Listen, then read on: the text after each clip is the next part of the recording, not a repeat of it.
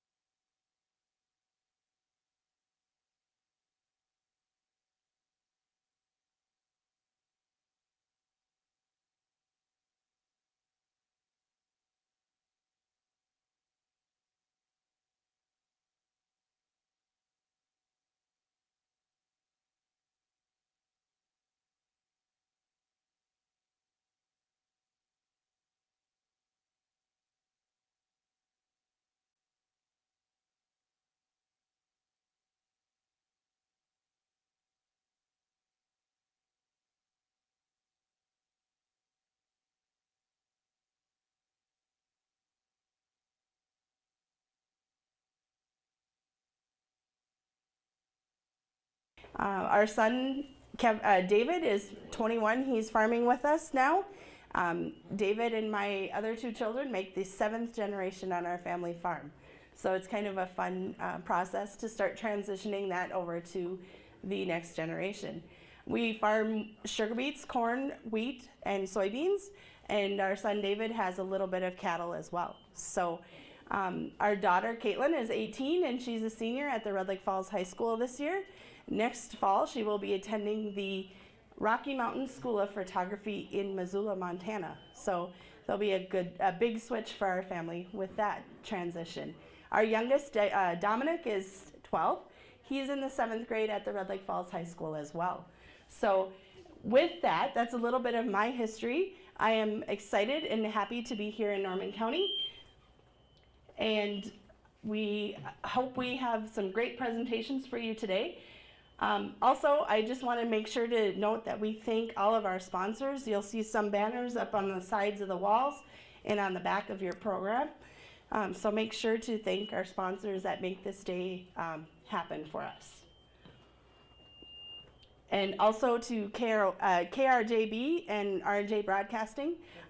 They are live streaming this event today, so we are excited to be able to offer this to people that can't join us in person today. We're going to start off our morning with our youth presentations. This is a new addition this year for the Norman County Ag Day. So we have 4 youth that are going to give us a little bit of information about their topics. And we're going to start with Madeline Crompton.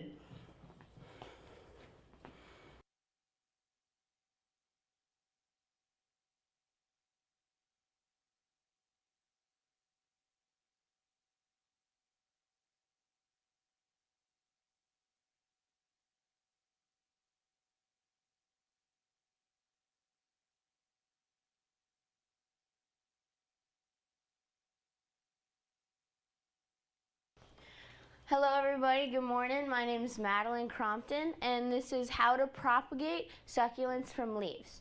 Let's first start out with what are succulent plants. Succulents are any plant with thick fleshy tissue made and to store water.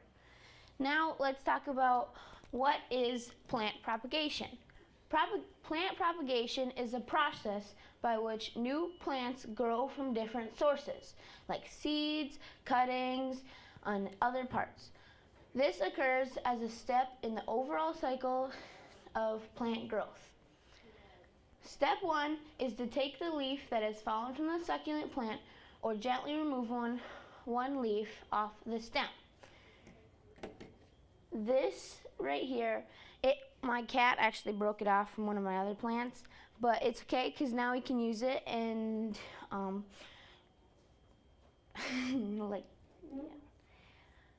Step 2 is to set the leaf on a paper towel until the cut ends dry out. I have a couple like right here that have already dried out and are almost ready to be put in this egg carton that I've used to propagate some plants. Step 3 is to transfer the leaf on top of the potting soil, like this one. It has just started to do a little bit of a root.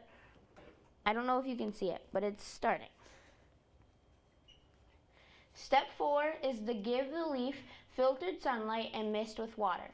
So you can either set it out on a window or like next to the curtains, but not direct sunlight. Next is step 5.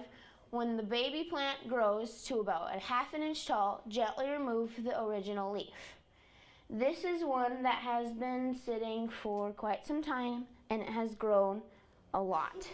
So we could probably take it into a new plant. Some of these ones we have already taken into new plants and they have started to get new roots.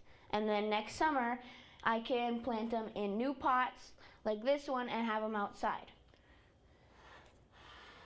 This succulent right here, I have just recently put into this pot because it got too big for in here. Thank you, and I hope everyone has a great day.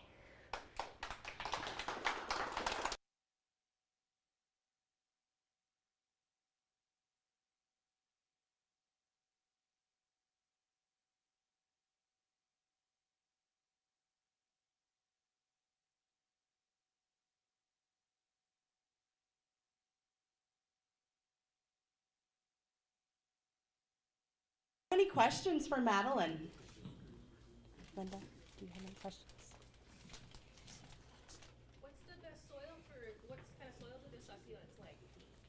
Let's repeat the question. What kind of soil do the succulents like? Well, for at least my succulents, we get normal potting soil from Garden Center here in Ada, or we put in a little bit of our farm-grown compost. Do you like the garden? I love the garden. Thank you, Madeline. All right, our next youth presenter is going to be Billy Rush, and we'll get him set up here. Just give us a second.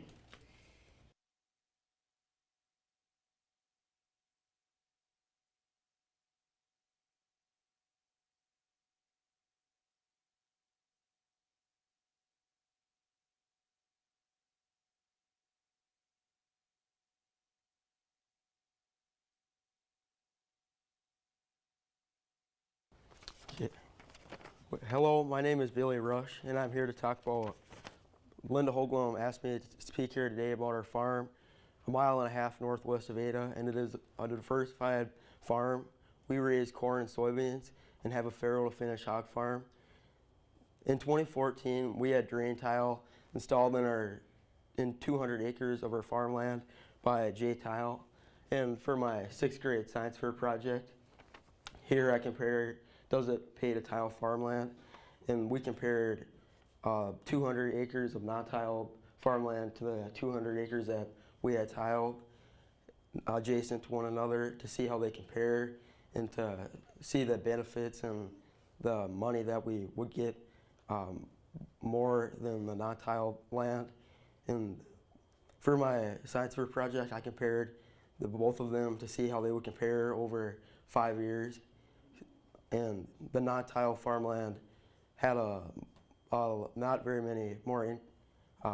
It didn't have as much as like yield increase, and it had more standing water and less benefits. The tile land had more benefits such as higher yields, better cultivation in the spring, and no standing water. And it is concluded that the cost of the farmland to be tiled was $742 an acre in 2014.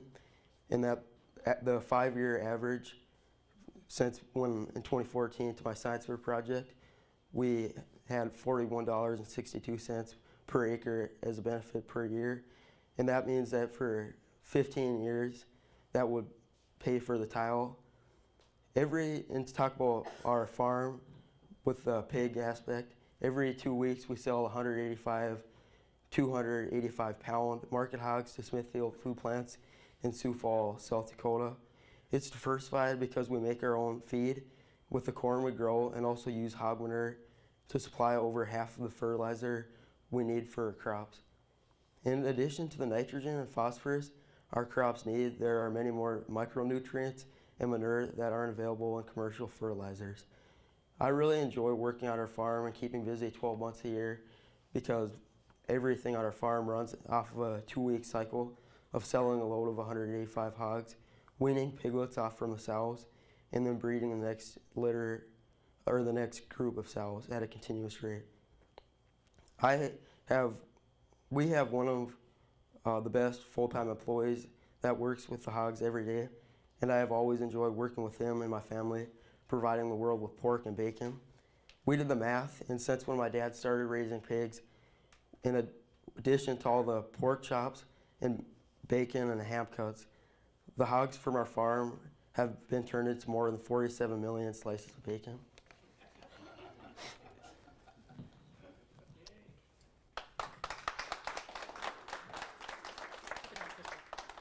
Are there any questions?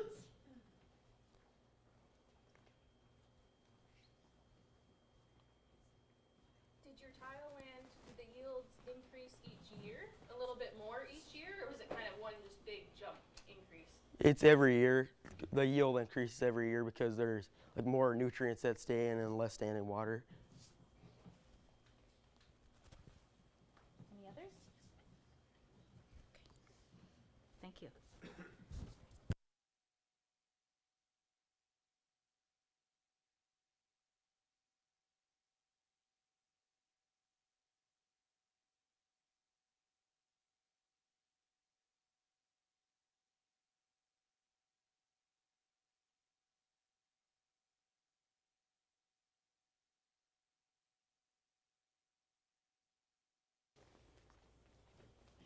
Our next presentation is going to be given by Tony Rush.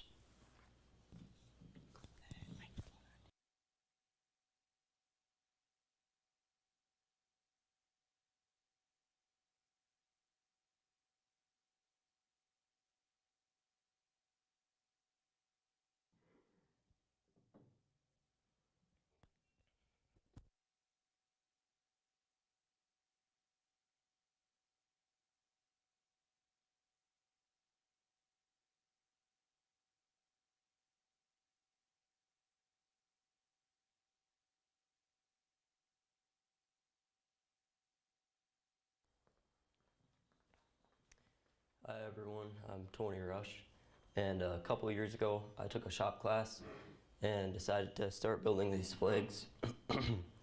They're American flags, and after I built one I really enjoyed making it and wanted to build some custom flags for some people, so I started making more.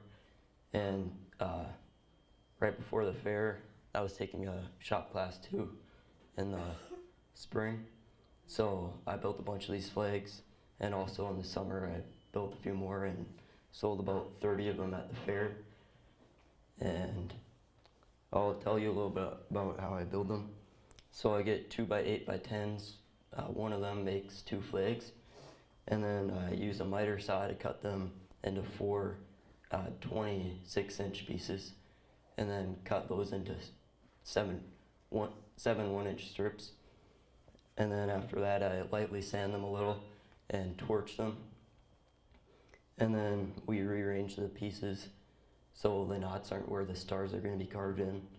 And I mark out 10 inches and then hammer in some razor blades at 10 inches. And then stain with tint-based Minwax stain. I stain blue on the shorter side and red on every other stripe on the longer side. And then after about 15 minutes, we put a second coat on. And then the next day, I'll use 1.5-inch brad nails and air nail the stripes together with wood glue in between them.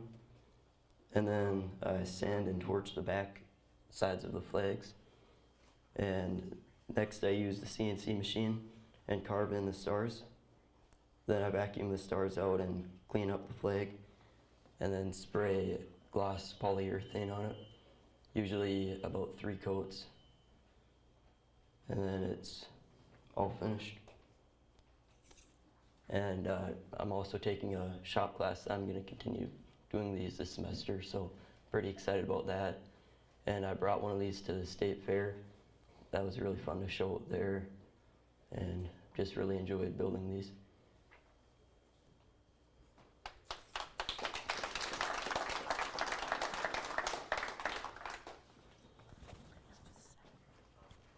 Are there any questions for Tony? I have one. What do you do any custom ones? Are there certain things that you've done? Yeah. Yeah, I've done about 5 custom flags for people that want them lettered for their veteran parents usually. I really enjoy doing that too. I just use the CNC machine and make a file with the letters and then carve it into usually about 5 or 6 red stripes. Oh, one question. What do you do with the razor blades, or what is the purpose of that? So I use razor blades for a utility knife to separate the blue from the red, because it's really thin, so it's... I think you already answered. I was going to ask how you get the CNC machine to make the stars. So I use a laptop, and then this one program where you can type in anything or insert any image and then put it on a flash drive.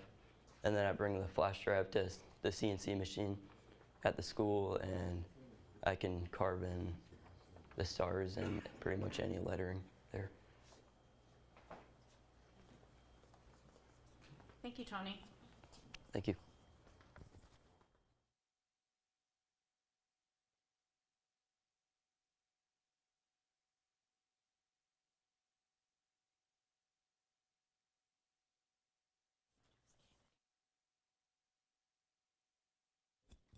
Our next presenters are Gabriel Crompton and Madeline Crompton.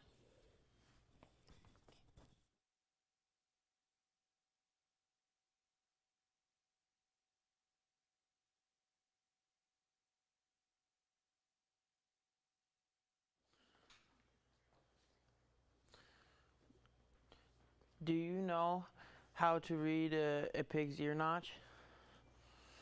Don't be confused, it's all about the math. The right ear is the litter number. The first mom to have babies, or farrow, is number 1. So her piglet's ears will look like this right here, with just one notch way at the bottom corner. The second mom to farrow would have piglets like this, which have 2 notches on the bottom to equal 2. The 28th mom to have babies, their ears would look like this, with 1 on the bottom and 27 on the top. The left ear is the pig number. The first piglet born is 1. The ear will look like this, with just 1 notch on the bottom. The second pig born will look like this, with 2 notches on the bottom. The 11th pig born will look like this, where it's just a notch on the top for 9 and 2 on the bottom, which that equals 11.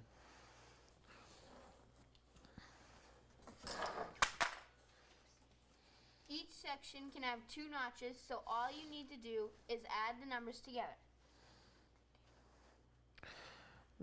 Does it hurt the pig? Only for a moment. The ear is made of cartilage. It is the same as having your ear pierced. This is the best way to identify and keep track of your pigs. The right ear notch can go as high as mama number 161 for giving birth. Would anybody like to try an ear notch?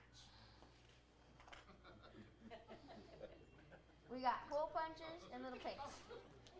On the back it has numbers, then right before left. Okay, so I go on the bottom, right? Yes.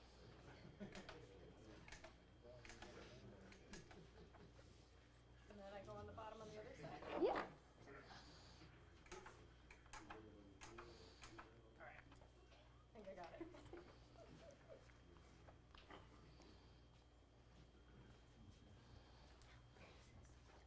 What? This is what we notch pigs with. It's just a triangle, like scissors, where it just cuts a little notch out. Any questions?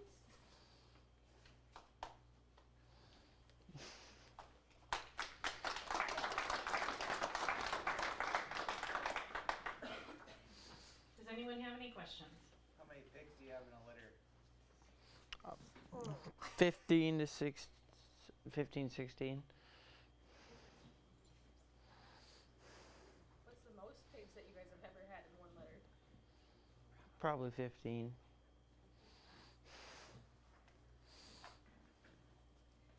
Any other questions?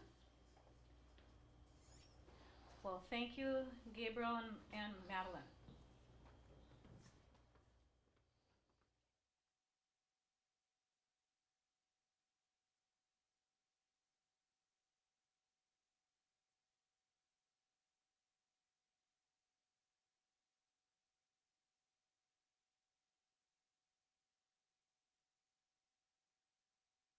Conclude our youth presentations for this morning.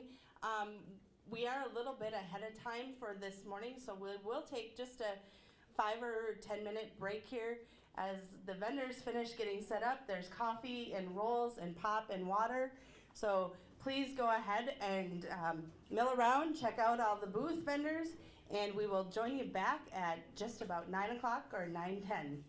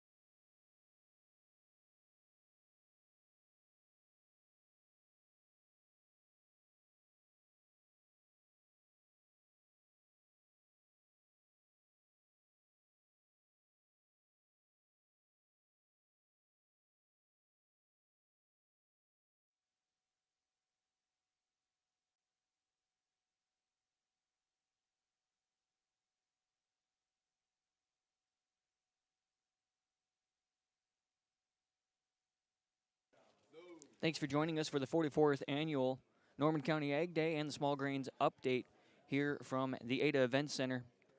Brought to you by Minnesota University Minnesota Extension, I should say, along with Norman County corn growers and soybean growers. We'll be getting to our first presenting speaker, Dr. David Key with Minnesota Soybean Research and Promotion Council.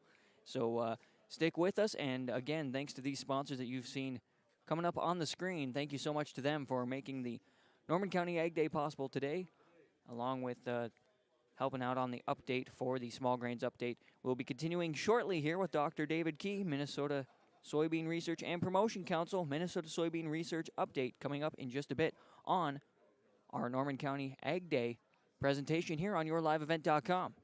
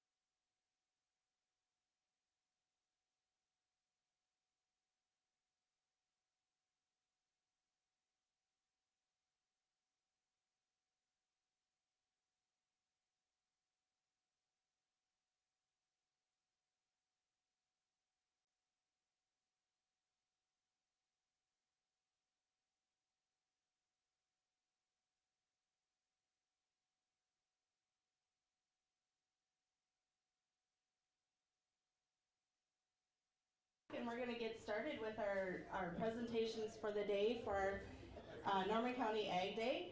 If you're just joining us, welcome. Thank you for joining us. I just had a question asked of me, and we will be having a pesticide applicator training here in Ada for Norman County producers on February 21st. So if you need to renew your pesticide applicator license, look for that coming on February 21st here at the Event Center. So this morning, we're going to get started with David Key.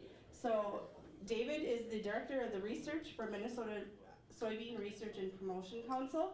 He will share the results from our checkoff projects in 2021. Please welcome David. Good morning. I want it noted there are two things. One, I ordered sunshine. Apparently it's on back delivery. Second, we're starting to have a history between me and the Small Grains Update. Seems like every second day they're trying to challenge whether this old Texas boy can hang in here with you guys. Because it's been cold every single time I've come up here on the second day. Minnesota Production Research Updates. A couple of things I want to cover right off that's not on the slides. You've probably heard about the chlorpyrifos ban, which is basically setting the chlorpyrifos maximum residue levels to 0 on any feed or food products. It's not saying you can't use chlorpyrifos or lorsban. What it's saying is if you use it and if they test your product and it's got chlorpyrifos or lorsban in it at any level, anything above 0, it's condemned. It can't go in the food or feed system. It's going to do two things for us. One, it's going to really limit chlorpyrifos use, which is what the goal is. Two, you guys are going to be susceptible to false positives. Zeros are hard to maintain. So that's going to be, but because of this, the Minnesota Soybean Growers Association has joined others in a lawsuit against the EPA about the procedure they use to establish a maximum residue levels of 0 and the lack of science to back this up. So this is hot off the press. You guys are now in a lawsuit with the EPA. 2, Enlist has extended its registration, or the label. The E3 system is a good, solid system. It does what it's supposed to do. But it's changed. It's been evaluated in its impact on endangered species. Now, we don't know which endangered species it impacts, that they found the impact on, but they are endangered species. It's come to light with the 6 counties in Minnesota: Clay, Polk, Marshall, Stearns, Renville, and Redwood Falls. All have banned Enlist Duo. You can use Enlist 1 on it in those counties, but you can't use Enlist Duo. You can also tank mix Enlist 1 with glyphosate, but you can't use Enlist Duo. Come on now, tell me the logic of this. The logic is very simple. Enlist Duo label was up for evaluation. They found some issues with some endangered species and glyphosate. Glyphosate's a problem in those 6 counties. Now, it doesn't make much sense for you to ban Polk County and Marshall County and leave out Pennington and Red Lake. So it's a cluster. Let's go up here a little bit. It's kind of like it's right in through here, maybe a spot of endangered species. Polk County goes all the way up and makes a U, kind of U-shaped. The EPA works on county level. Now, it may be that that the impacted area is right over here and it shares a border with Marshall, which comes over across the top of Pennington, and it hit Marshall and Polk, but those endangered species weren't found in Red Lake or Pennington. But it has to do with glyphosate and not Enlist Duo in Minnesota. What I'm going to say is, guys, keep your eyes out on the registration of other glyphosate products in the future. Now, we're trying to find out what endangered species that are concerned in those particular areas, and are there ways that we can mitigate the damage to those species so we can still allow to use glyphosate in these counties as these labels get re-registered. Any questions on that? There ought to be a world of comments. Research update. For year 2021, I've pulled a few projects. First thing, the Research Action Team developed and launched the FY22 request for proposals in September. Launched it in October. We accepted proposals through December 10th. We've already went through the coal keep and question process. We're going to have our final project selection process happen on the 8th of February in Mankato. Project updates. Quick update on Polymer Amaranth. Polymer Amaranth was found in Gilsview, Polk, and Clay County. How far is Polk County from here? How far is Clay County from here? Y'all kind of share some borders. Polymer is a serious problem in the areas where it's in the south that I've worked in. It's their #1 weed. And for you who haven't worked with Polymer before, just imagine water hemp on steroids. It's got all the dioecious, it's got all the problems that water hemp's got. It just grows faster.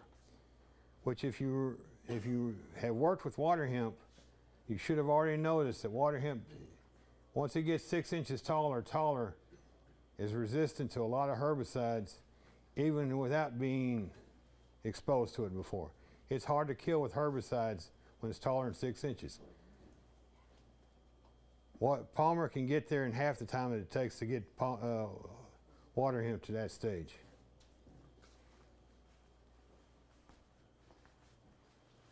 Polk County, we had a screening facility to compost screenings. They tested the screenings, found Polymer Amaranth seed. They've set up a monitoring system. If they see Polymer come up in the compost, they know to get rid of it. Clay County, county agent down there, a UMVN extension agent, was visiting family, found the Polymer on the place. Found it came out in the chicken feed. Goodhue County, which is in the southeast part of the state, found by 2 separate crop consultants that worked for 2 separate companies that owned 2 separate farmer fields. We don't know where it came from. At this point in time, the MDA has gathered seed from these materials. They are testing them to see if they're resistant to herbicides. In the past, anything that we found that came out of screenings or feed has been herbicide resistant to some herbicide. The stuff that's coming out of conservation plantings tends not to be. But just be vigilant, keep your eyes open. Know that if you find it, report it to MDA, and let's keep this stuff at bay. Again, if you've never fought it, I think I told you guys this story. Back in Louisiana, my first time that I did some Polymer Amaranth work, they asked me to go harvest some Polymer that was found in some soybean fields in Calcasieu Parish, which is southwest Louisiana. And I went and scouted the fields, looked at the samples, and said I'm going to have to get some tools to harvest this material, and my tool of choice was a double bit axe. Stuff was 6 foot tall, going to 8 foot tall, bigger than my forearm. This stuff can grow fast, and it produces a lot of seed.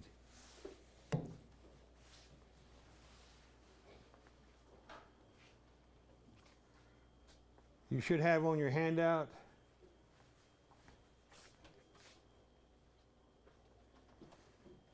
there's a link for Polymer Amaranth in Minnesota. Get it, become familiar with it, and help you by learning how to identify Polymer Amaranth and report it if you see it. The other publications are available, and there's a species page, Polymer Amaranth species page by MDA that will keep you updated. Waterhemp Management. We've got 2 projects here, Devlin Serenge and Andrew Leake. They're both looking at chemical control of water hemp and what we can do about it and how we can handle it. 2021 evaluation of micro rates. This is a mislabel. The rates used in this study are the lower end of the labeled rates. Micro rates imply that you're less than labeled. These are labeled rates. They're just at the lower end of it. And we're looking more at this particular study at crop damage rather than weed control. Or that's what we started out doing. There was 3 studies conducted by Andrew. We're going to go through one. Looking at crop safety of PPO heavy micro rate champions treatments pre-only in non-PPO on PPO and non-PPO susceptible soybeans. 5 different micro rate treatments, 2 application periods, and happened in Renville. Andrew does a good job reporting, and he typically will get his results reported online 2 months before Extension does. So look that up and read it if you're interested. His study has about 21 treatments. We're looking at Valor, Warrant, Sidule, and Flex is a pre-emerge, pre and post application versus Blanket, Valor, Warrant, and Flex as a pre and a pre-post 2 applications. Those 3 treatments had weed control at day 68 less than 85%.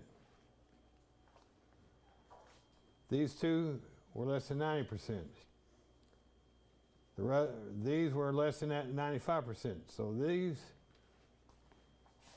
if you want to take a picture, this is the one to take.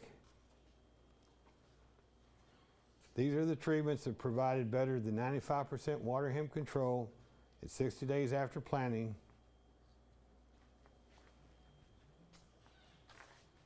And they're 95 to 99% effective. Some of them are just straight pre's. Most of them are a combination of pre's and post. And the cost varies. This one's attractive in a lot of years at $21.43.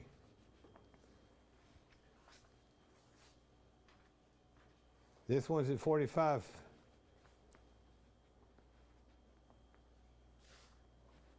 Now what this really shows is a double layered system works pretty well, and we don't have to have dicamba and enlist and Liberty to control the weeds. So this product would work on, this program would work on our non-GMO varieties. This is also something that you can use in the dicamba treated areas where you've got to have something in your buffers.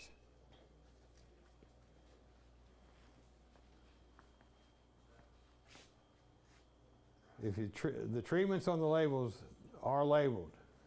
Excuse me. These guys are labeled as tank mix possibilities. Industry does not support using Valor and Warrant in the tank mix. From what we can get, and I haven't seen the data, industry seeing a lot of crop damage when you mix those 2 in a weed control program. We did not see that this year. However, this year was one of the driest years on record in Renville County. They weren't near as dry as it was up here. You guys were in the exceptional drought zone, and you guys got hammered. But they were drought stage R2, or excuse me, D2 in Renville County, and they still managed to get a decent crop in that particular county, even though it was drought impacted. Again, he didn't see any damage. Devlin Serenge. First thing Devlin came on board, and he found out Minnesota has lots of pigweeds. What we have identified is a bald pig. Never trust a bald pigweed. These 2, Polymer and Waterhemp, lack pubescence. The others have pubescence of some nature. Waterhemp has an elongated leaf with a short petiole. Polymer has an elongated leaf with a very long petiole.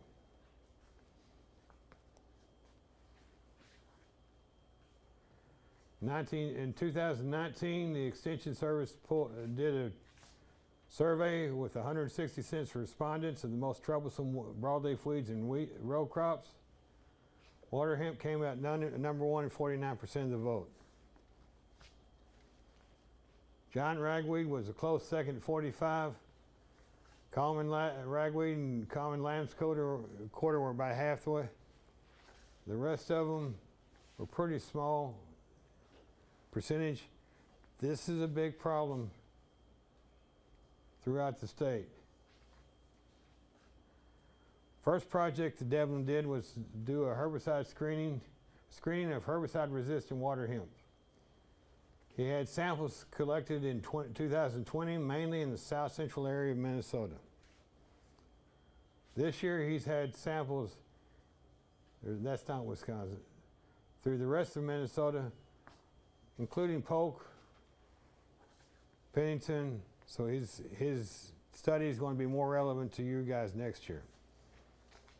Collected the seed off of these identified herbicide-resistant plants. Screened them again, planted the seed into pots, grew them in a greenhouse and tested them at less than 4 inches tall at 1x and 3x rates of Raptor, Roundup, Atrazine, Liberty, Flexstar, Callisto, and this one and Extendamax one. And I said at 4 inches tall. I think the Raptor and Atrazine were put down actually close to planting.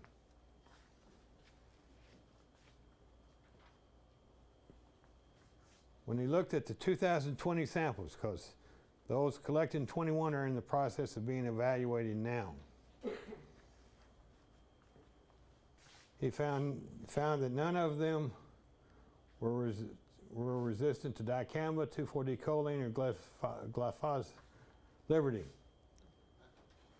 Yeah, sometimes my tongue gets twisted too.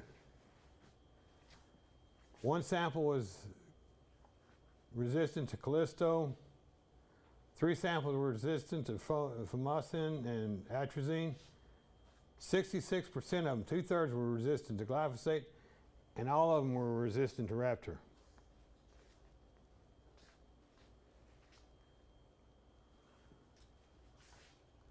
While they did not find anything resistant to Enlist or Extendamax, we did see some disturbing pictures. 3x rates of Enlist, 1x rate of Extend. What does that picture say? I ain't dead yet. And if it ain't dead, then it means it can drop some seeds. So we've got stuff that's already starting to show tendencies to resistance to our newest herbicides.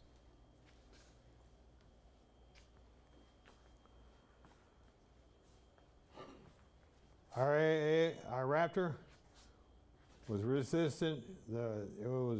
Resistance was found to Raptor in all samples. The EPSPS inhibitor, i.e. glyphosate, 8 there. 3 more is 11, 15. PS2s were, notice there was nothing that was resistant to the PS1 by itself, or PS2 or the PPO by itself. Again, by itself. Which brings us to another bit of concern. In my opinion, and this is an opinion, so I'm wagging instead of swagging, but I won't call it swagging. You know what swag means? What does it mean? Swag is a type of style. Swag stands for scientific wild ass guess. Generational gap. We have 2 different forms of resistance. In my opinion, this table shows 2 different forms of resistance. We have our target site resistance, meaning that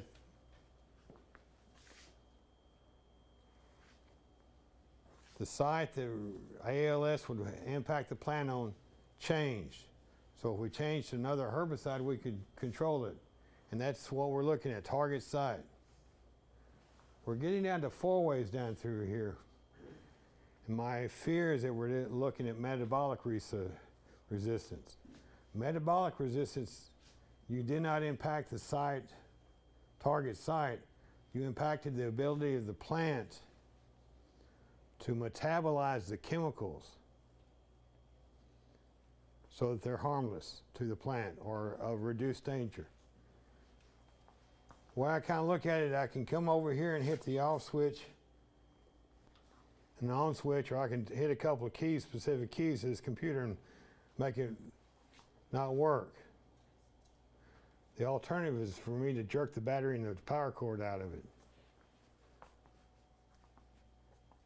If I jerk the power cord out of it and the battery out of it, how do I get this thing to work again? Do I have any alternatives? If I hit a couple of keys, I can reprogram it. Metabolic resistance is scary because it's so unpredictable. It has something to do with the structure of your herbicide and how the plant can break it down. We don't know how that happens. So we're having a lot of I don't knows. My gut feeling is this is going to bring us back to more tillage in the plant, in our system. We're going to have to come up with cultural aspects to help us control these weeds. Distribution of the herbicide of the population. Again, it's the 2021. Limited number of samples collected. The greens are the one-ways. Purple are the two-way, black, dark are the three-way, and the reds are the four-way. You can kind of see that they're scattered. Next year's are the results from this year's samples. Are going to be a little more interesting and give us some more enlightenment.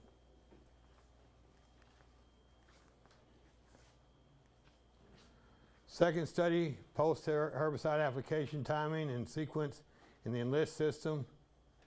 Post-herbicide options for Enlist soybeans are glyphosate, glufosinate, 2,4-D, and conventional soybean herbicides. When do we apply? What do we apply and when to get us the most effective? And what should be the sequence of application?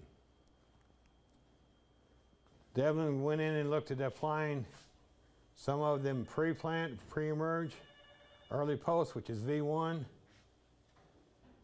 mid post, which is V3, late post is just prior to R1. Oh, I forgot to say something about Enlist. The Enlist label this year had application allowed to R2. The new label says through R1. It's going to take, we got less time to get our Enlist out than we had before. And another little sidebar. The Endangered Species Act fears 2,4-D and glyphosate will impact endangered species, primarily through runoff. All right, what about, one of the things with dicamba was to be labeled compliant, to make sure you do everything to get your labels, to comply to the label, was to, sorry I have to back up a little bit, was to finish your reports, your herbicide application reports, within 72 hours. One of the things on this Enlist label, you must have a runoff mitigation plan in place before you apply the Enlist. What does that mean? It means you've got to do some paperwork in advance to get in the Enlist. Now, one of the problems that I'm seeing with it is we don't have these instructions in your hands today.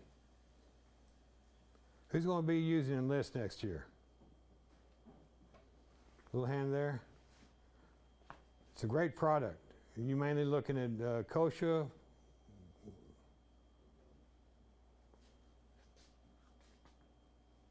This runoff mitigation plan is the whole deal is to keep the water on your place, infiltrated in your soil. You must have 6 credits in your runoff mitigation plan so that you can use Enlist. There's a variety of different ways that you can mitigate it on the table. The one with the most credits is use of conservation tillage. It's 4 credits. On these clay soils of this particular part of the world, a 100-foot stretch of ground cover on the downhill slide is worth 1 credit. Cover crop is worth 2 credits. There's a whole list of that you can choose from, but you guys need to get a hold, Corteva needs to get this data out to you so you can get your runoff mitigation plan in place.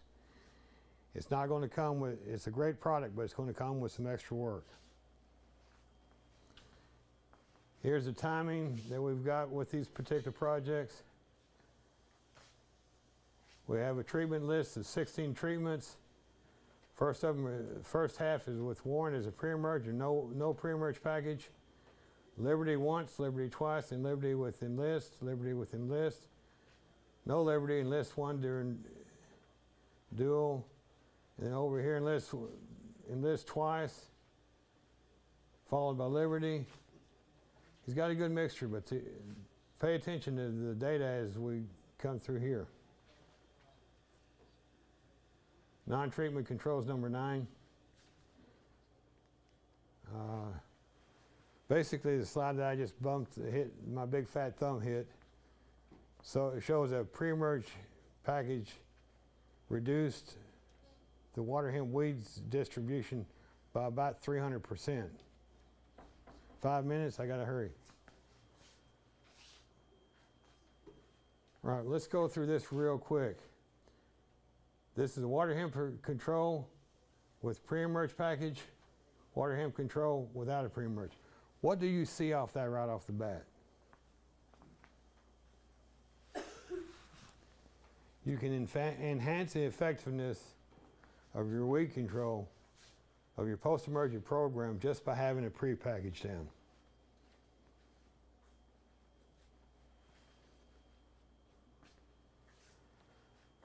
One-time application of Liberty, one-time application of Liberty. I still don't like that, but it's better than this.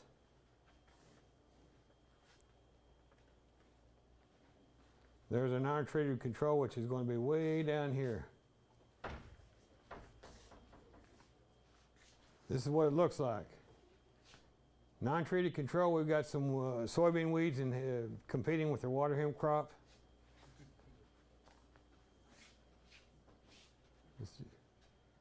Dean Malvik on the SDS. SDS is getting to be a bigger problem in the state of Minnesota, and it's coming north. Started first found in 2002 down this corner.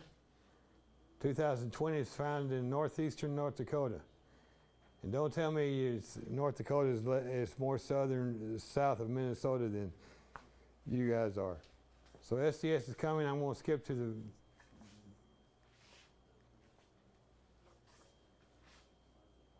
know your fields, use resistant varieties, which up in this part of the world is non-existent. Use specific seed treatments for SDS.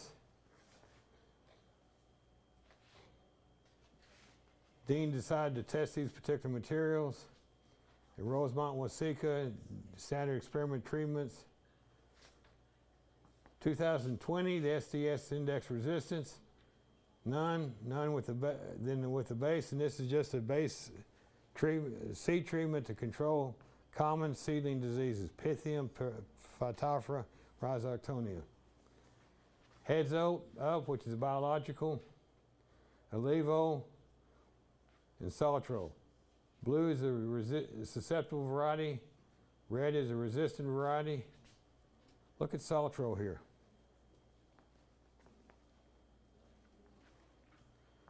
Yields in 2020, Saltro plus base gave 75 bushels, which is a good 10 to 12 bushels, 10, 11 bushels ahead of none and heads up. 2020 results, again, Saltro is just, it's going to be helpful for the control of SDS in this particular part of the world. It may be your only tool if it starts showing up in your fields. So keep your eyes open in case you see it. If you see it, then you can start looking at this seed treatment. The unfortunate thing is it's effective, but it's expensive. It's about $22 per acre. 2 minutes. Let's just stop it here and ask any questions. Thank you for your time. Yes, sir. That 100-foot buffer strip, is that a buffer strip from any ditch? a stream, a waters of the U.S.? What does that It mean? just says downhill side. The response was on the question about the 100-foot buffer strip. And they just basically called it a vegetative strip on the downhill side of your field. Of a highly erodible field? Or It just says downhill side of the field. doesn't say the incline of the hill. Doesn't say anything, it just says downhill side. I wish was more clear, and these are some of the things that we're working through. But that 100-foot downhill slide, 30-foot on a sandy soil, like if you're over in Becker, 30-foot gives you the same points as 100-foot does on the clay soils that we have over here.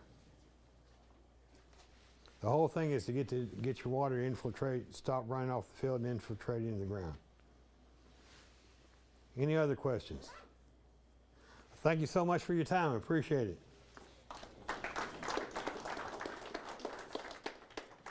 I've got, since we were talking about pigweed identification, at the next week of the Best of the Best in soybean and research meetings that we have, February 2nd and 3rd in Moorhead and Grand Forks, there's going to be hands-on pigweed identification demos. So Devin and his grad student are going to be there to talk about pigweed identification, and they'll have live plants for you guys, live plants there for you guys to look at too. So.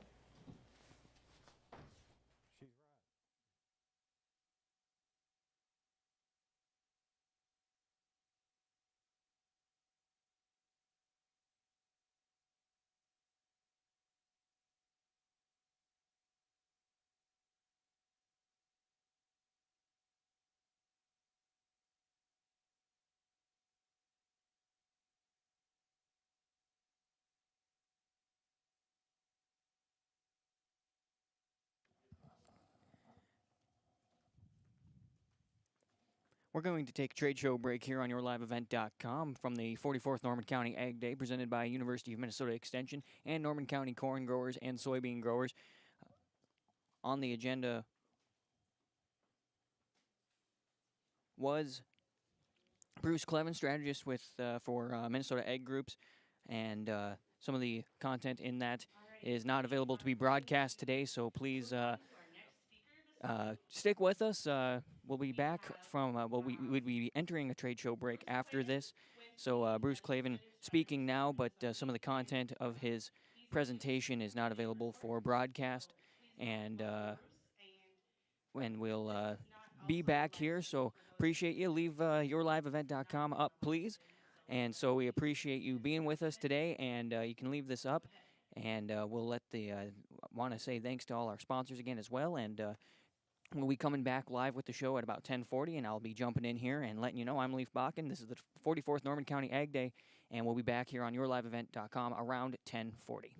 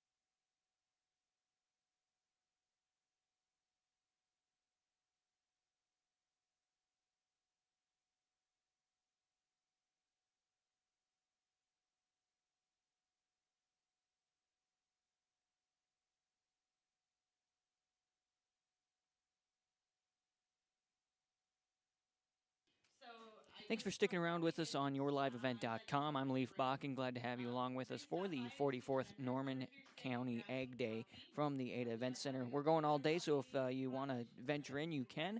But I encourage you to listen here on yourliveevent.com and along with updates on KRJB 106.5 FM.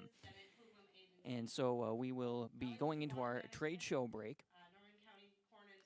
This trade show break will be bringing us back at about 10:40, and then we'll get going with Mackenzie Bobine, who's the Biofuels and Industry Relations Director with Minnesota Corn, and she's going to talk about new use opportunities for corn. Betsy Jensen, NCTC Farm Business Management Instructor, Better in 2022, and then the Norman County Corn and Soybean Annual Meeting happening at about 11:40, just before lunch. Then we'll break for lunch. So we're going into a trade break now. Should be back around 10:40.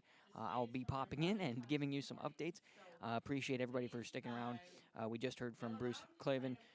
Some of his comments were not available to be broadcast, and he's the strategist for Minnesota Ag Groups, talking about some things going on in D.C. and St. Paul and how things are going to go over the next while. Coming up on the session, the new session for Minnesota starts on Monday at noon. He talked a little bit about that, and so that'll be a big deal. Folks are starting to mill around a little bit as we go into our trade break. There are about 10 to a dozen industry folks here between insurance and crop folks, and so folks are going to wander around and get to visit with some reps in that sense, and we are going into our trade break here on yourliveevent.com. I'm Leif Bakken. This is the 44th Annual Norman County Ag Day from the Ada Event Center in Ada, Minnesota, also in conjunction with the Small Grains Update, brought to you by the University of Minnesota, the 44th Norman County Ag Day, presented by the University of Minnesota Extension, along with Norman County corn and soybean growers. We appreciate their support and thank everybody for all their support. As you've seen, rotating throughout our little break time here, say thank you to all of those businesses for making the 44th Norman County Ag Day possible. 44th Norman County Ag Day presented by the University of Minnesota Extension here on yourliveevent.com. I'm Leif Bakken. We are going into trade break number 1, and we'll be back with corn growers along with marketing and then the Norman County corn and soybean after our trade break. We'll be back in just a bit. Thanks so much for sticking with us.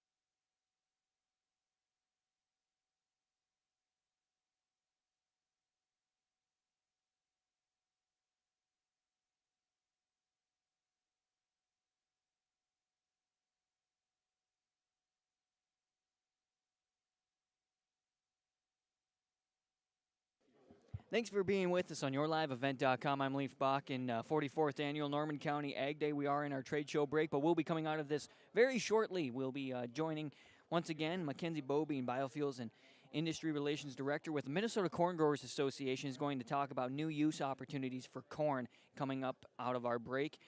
Then we'll go to Betsy Jensen, NCTC Farm Business Management Instructor, talking about some marketing strategies better in 2022. And then at about 11:40, just before we break for lunch here at the Ada Event Center, Norman County Corn and Soybean Growers Annual Meeting will be taking place right here. We'll be hearing from Corey Hansen, President of the Norman County Soybean and Corn Growers, along with hopefully Minnesota Soybean President Mike Scow is able to make it. That would be great to see him and hear what he has to say. Last week they did have their Minnesota Ag Expo in Mankato, so corn and soybeans had their annual meeting, and so maybe an update from that as well coming from Corey or Mike. We'll break for lunch around 12:10 and then have Minnesota Wheat Growers and Wheat Council update, Angie Peltier and Dr. Joachim Wiersma coming up later this afternoon. Again, this is the 44th Norman County Ag Day presented by the University of Minnesota Extension, along with help from Norman County corn and soybean growers. We thank them and thank all the sponsors that you've seen on our program so far today. We'll be getting going here in just a little bit with more of the Norman County Ag Day and the small grains update from Ada, Minnesota at the Ada Event Center. It's a blustery one out there, but glad to have you along here on YourLiveEvent.com. Tell your friends and other farm and ranch folks who are involved in the industry if they'd like to tune in. Send them to YourLiveEvent.com, the only event going on today for YourLiveEvent.com. I'm Leaf Bakken, the 44th Annual Norman County Ag Day 2022 and the Small Grains Update here on YourLiveEvent.com.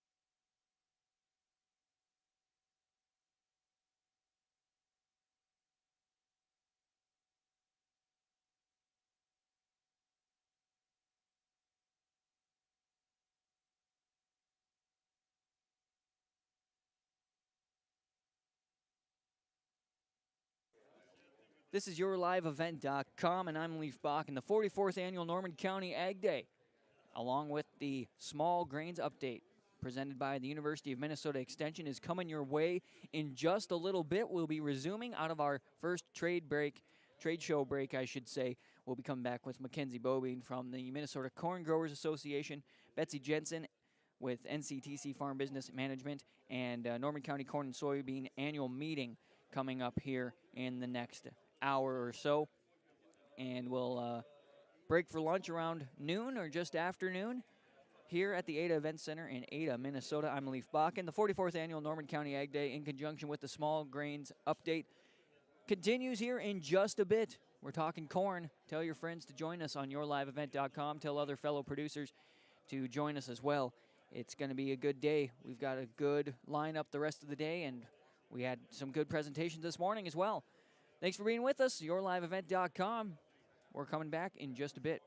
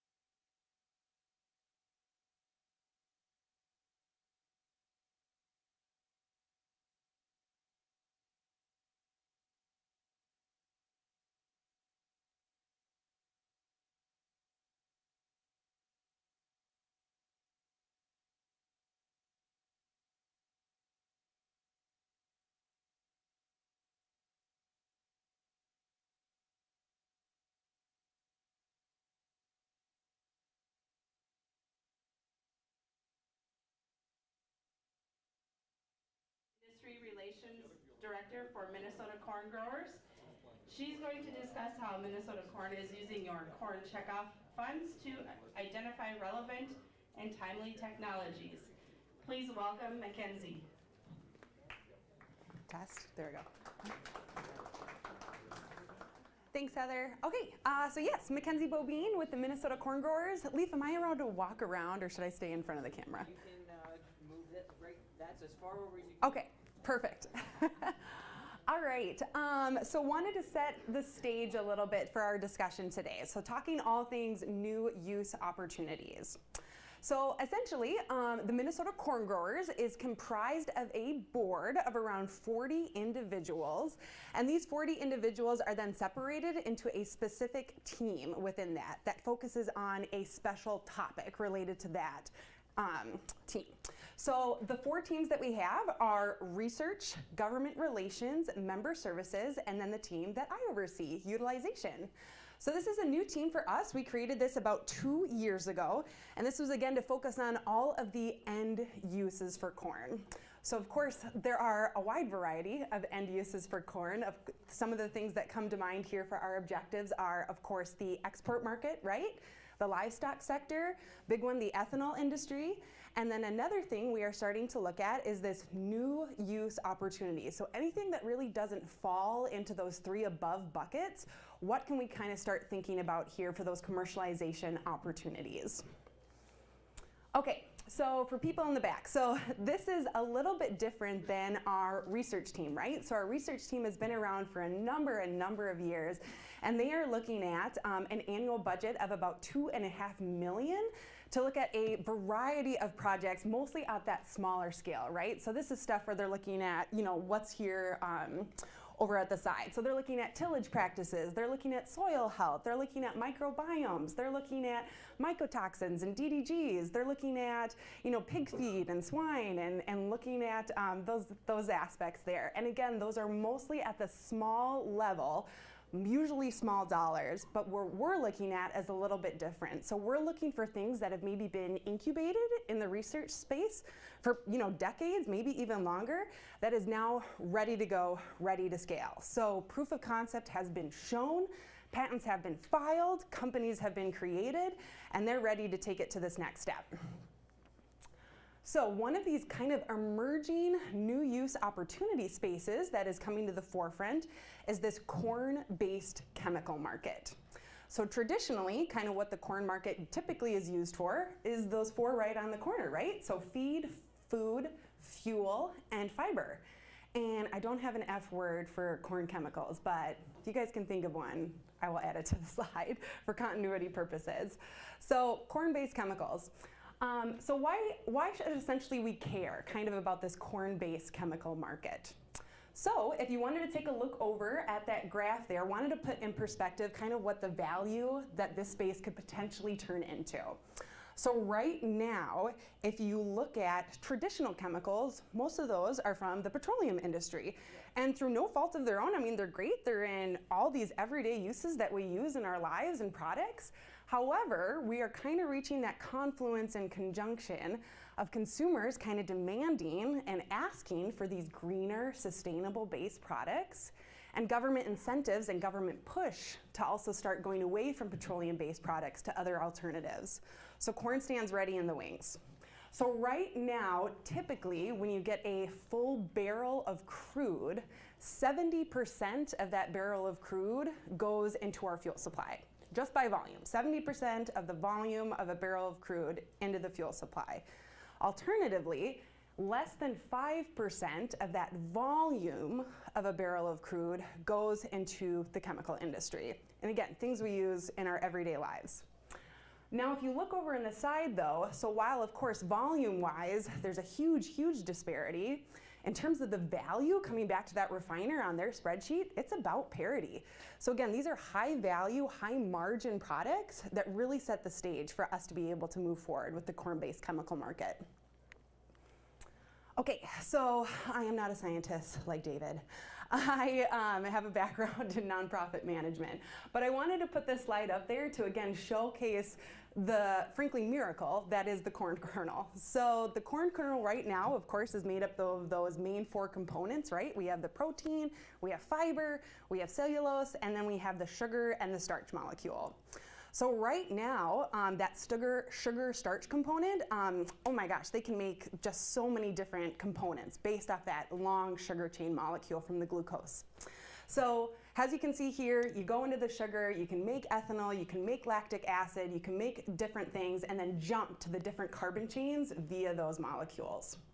So I actually had a guy yesterday who understood this and came up to me afterwards. So, but wanted to talk about, again, why are we promoting the value of corn as the feedstock of choice, right? We talk about bio-based chemicals, but why should corn be the feedstock of choice when we're kind of now making this transition away from the petroleum-based chemicals? So one, this is my boot stop. If you take anything away from this presentation, corn should be the feedstock of choice because one, we are affordable. Corn is affordable feedstock. Two, corn is an abundant feedstock. We have ample supply for what you're looking for. And then three, corn is sustainable. So we are affordable, we are abundant, and we are sustainable, looking for those markets of the future. Okay, so that's kind of high level about the potential that this industry has. So how do we bring Minnesota back into this? So through your checkoff dollars, the Minnesota Corn Board actually had a lot of foresight and vision in investing in this space early on. So our research team, again, that has been around for quite a while, decided to invest in the Center for Sustainable Polymers at the University of Minnesota, an institution that was created in 2014.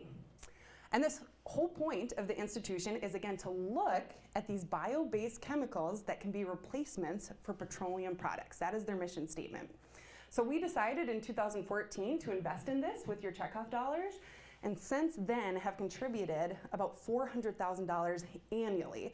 Again, going to different type of scientists that are incubating their process more at that small scale, like we talked about, and looking for kind of these viable alternatives. So right now, some of the things that they are creating from corn, my goodness, currently at the Center for Sustainable Polymers are, goodness, utensils, cell phone packages, food containers, biomedical devices. It is just crazy, the wide-ranging products that you could make, all from a kernel of corn. So Mackenzie, what is a polymer? What is a polymer? So there are three definitions that a polymer has to have to be considered sustainable. So one, a polymer has to be biodegradable. Two, it has to be recyclable. And then three, it has to be durable. So I kind of think about, the marching orders that these scientists have at the Center for Sustainable Polymers is to create a corn-based plastic bag that is heavy enough to hold 2 gallons of milk when I'm coming home from the store, but also needs to disintegrate by the end of the year.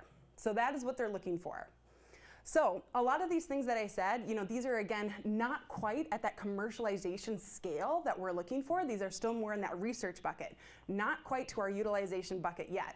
But one of the things I wanted to put out there is actually there is a current, real-time, real-use, actual plant on the ground that was created last year in Iowa. So built a plant, it's actually owned by Cargill, and they are making a renewable chemical called butane-diol. Out of all things, that actually is used to create spandex. So we have corn-based yoga pants.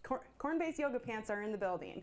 So that is something that's actually operating, actually has an end-use market, and they're using about 8.5 million bushels a year of corn. So that's a real-world impact right there.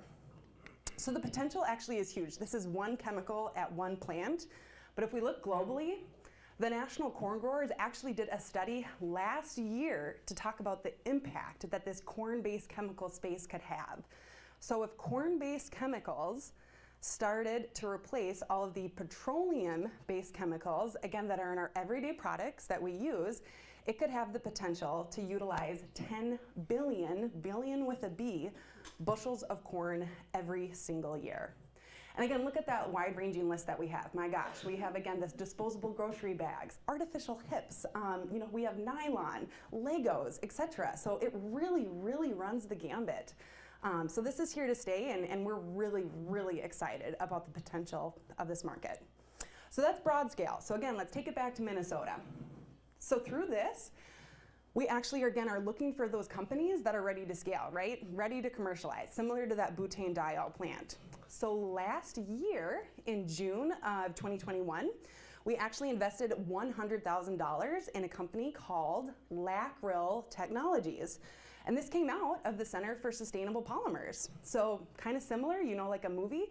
A scientist was walking during lunch one day, you know, kind of hit a roadblock and had a eureka moment on his walk. Came back, further refined his catalyst, you know, found that it was a very pivotal breakthrough in his research and filed the patent, filed the licensing, and created a company. So this came out of the research that you guys are doing on the research side with your checkoff for that team. And now we transferred over to the utilization team because they're ready to scale and they're ready to commercialize. So currently, right now, the acrylic acid market is, of course, dominated by the petroleum industry. That's what it's made from. So that is a $10 billion global market that is currently used mostly in paints, adhesives, but primarily actually in the diaper industry. And we go through a lot of those. So we have corn-based yoga pants, we have corn-based diapers. We are really, really starting off strong here. So we talk about if we would replace the entire global petroleum-based acrylic acid market with corn-based bioacrylic acid, it could utilize 580 million bushels annually. That's the equivalent of about 4% of the US corn crop. So again, wanted to put the kind of chain molecule down again to really highlight the benefit of the corn glucose molecule. They are creating this bioacrylic acid from lactic acid from sugar using corn as a feedstock. Okay, so again, this company is real, it is here to stay. They are kind of in that ramp up pilot period right now. So they are looking to have an actual production facility in Minnesota in 2027.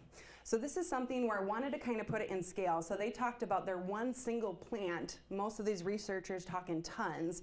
A typical plant would be about 30,000 metric tons, which would be the equivalent of about 2 million bushels of corn annually, taking in to make corn-based diapers. So one of the things I wanted to say, so this is not the ethanol market, right? We always talk about kind of hitting those home runs that the ethanol market was for in terms of a significant corn grind demand. A 100 million gallon ethanol plant uses about 330 million bushels of corn every year. So, you know, this lactic acid to bioacrylic plant is only using 2 million bushels, so that's not the same as a scale. But again, if we remind you, this is one plant, this is one chemical. So, and I think more than that, you know, kind of showing the success of these chemical markets and the success of these end use shows and enables the fact that, you know, Minnesota corn growers are a viable solution again to this petroleum-based replacement models that consumers and governments are asking for. So we are not the only people that have seen value in this technology. While we were the first investor and we realized the value of it, we actually encouraged them to also apply for the National Corn Growers Consider Corn Challenge. So this is very similar where they're looking for like-minded kind of emerging companies to see what the value would be of like an end-use product to kind of be that market disruptor for corn as a feedstock. So Lacril Technologies actually won. They won that corn-based Consider Challenge from National Corn Growers. So they are now receiving money from National Corn Growers as well. And hey, Indiana Corn Growers, they also created a recent utilization type team. So they're looking for similar companies and can they get in on it with us? So they gave an additional $100,000. We had a great write-up in the Star Tribune talking about the potential of this company. We had other like science peer-reviewed literature talking about the company as well. So that kind of public reception and that public image about corn-based chemicals being the next wave and the next step, that's here, and we're really trying to foster and garner that moving forward. Okay, so we're gonna step out of the chemistry market and we're gonna go into mechanical engineering. So very similar to the bio-based corn chemicals, right? So the industry had a problem, consumers wanted something, and farmers had the potential solution moving forward. So currently, right now, the heavy-duty transportation sector has a problem. So Heavy duty transportation sector, very, very similar to the transportation industry as a whole, right? Has to keep meeting these ever strict emission standard. And currently the auto manufacturers are telling us we have gone as far as we can go on traditional diesel fuel. So we have modified the engine as much as we could. We have tried to aerostream, you know, all these different things. We can't go farther to meet your strict emission standards on diesel fuel alone, traditional diesel fuel. So what can we look at? So kind of the three current, you know, low carbon technologies that are being touted in the industry right now are battery electric vehicles, hydrogen fuel cells, and natural gas. And none of those three are bad in and of themselves, but they all come with challenges, right? So we talk about battery electric semis. Well, good luck starting that this morning. We also talk about, you know, range anxiety. Battery electric vehicles are very, very heavy. They would take additional space for those goods that you would want to be transporting. So you'd have to have more semis on the road transporting the same amount of stuff. So then we look at hydrogen fuel cells, right? So that is really, really efficient. You get the exact same performance and torque that you would get from traditional diesel fuel. However, it's very, very expensive. My goodness, hydrogen fuel cells are widely expensive, so the consumer, can we bear the brunt of that? And then we talk about the stigma with having kind of not just a flammable fuel, but an explosive fuel with hydrogen fuel cells. And then we come into natural gasoline. So cheaper for sure, nat gas, but do we have the infrastructure out there available? You know, we have significant reduced power with natural gas compared to that traditional diesel fuel. And when you guys are going to fill up that you would at your normal spots with that semi, you know, we'd have to build out this natural gas infrastructure. It's just not there. So what's that going to cost to build out this infrastructure? So those are kind of the three things being touted, and those are the challenges associated with each industry. So enter clear flame technologies. We have a problem and we have a solution. So clear flame technologies is a traditional diesel engine. Hold the diesel. So these are two guys that actually came out from California. They created a slight tweak in a traditional diesel engine to be able to enable it to run at a higher temperature. So it can combust E100, 100% ethanol. So they're running on E100, they can run on E98, they can run on E85, but that is the fuel of choice that they thought could decarbonize the transportation sector. So when you talk to these guys, I mean, they're two guys from California, from Silicon Valley. They have no vested interest in the Midwest biofuel space. They didn't really know about it, but they chose ethanol, again, as this decarbonizing solution because they thought it was the fastest, most effective, most least expensive way to decarbonize this heavy-duty transportation sector. So they're excited about it, and they speak so highly of ethanol. So again, with this new engine, we fix a lot of those problems that the other industries had, right? So ethanol is cheaper than diesel fuel. So fleets are gonna save on costs, fleet are gonna save on operating procedures. We go with that. Ethanol is cleaner than diesel fuel. So you can get rid of that diesel plug-in filter, you can get rid of that pre and post treatment, and you're gonna meet these increasingly strict emission standards as well. And then we talk about ethanol infrastructure, my goodness. So most of the tanks that you would normally stop and fill at on your normal commute, they're warranted up to E100 or E85. Same for that dispensing equipment. So we don't need to change a lot. So we talk about how the auto manufacturer can keep creating the exact same engine, the consumer can keep going about their everyday life, and hey, on top of using now ethanol that will meet these strict emission standards, you are not compromising anything in terms of performance or torque. So they actually had a couple of guys come in and they're like, wow, you know, I'm running this engine and it even sounds like a diesel engine. I wouldn't know anything is different with it. So they were able to do, again, these slight tweaks, so you're not giving anything up. It runs exactly the same. It is just your fuel of choice that is going to be different. Okay, so what are the engines that they're currently working on? So currently, they have shown proof of concept and they have actually successfully demoed on the Cummins X15 engine. They started on that one. It's one of the most common engines in the country. I think 60% of the engines on the road are a Cummins X15, so they wanted to start with that. That is actually happening. So Right now in Minnesota, this April, they will actually be demoing these semis in southern Minnesota. So they have 8 of these Clear Flame semis. They're going to loan out to a local co-op. They're going to give to, you know, local farmers and say, go about your normal duties for a month. Run the truck as you normally would. We're going to have some testing and gadgets attached to it, but we'll kind of see what happens and we'll take your feedback and see what you think about it. So this is happening. Additionally, they are also testing on the John Deere 9-liter engine. So not just semi operations, but they're also looking at tractor applications. They're looking at electricity generators. So this potential technology has, again, that wide impact for the future. So one of my favorite things about this, so in October of 2020 is when we became aware of this company, and we invested $150,000 of your checkoff funds into Clear Flame technology in October of 2020. So in October of 2021, they received an additional $17 million from a venture capitalist fund called Breakthrough Energy, which just happens to be owned and operated by Bill Gates. So, you know, I like to liken it that Bill Gates thought it was good enough for the corn growers, it's good enough for him. So we're seeing, again, this increased kind of consumer perception, consumer awareness, and excitement around these types of technologies. So one of my favorite things to talk about is the potential for the space, right? So Clear Flame Technologies talks about if they just penetrated only 20% of the heavy-duty transportation sector just on the on-road applications, right? We're not talking tractors at this point, we're not talking generators, just on-road current semis, 20% utilization rate would merit an additional 15 billion gallons of ethanol. That is double the current ethanol industry, which would mean we'd use an additional 5.2 billion, again, billion with a B, bushels of corn a year.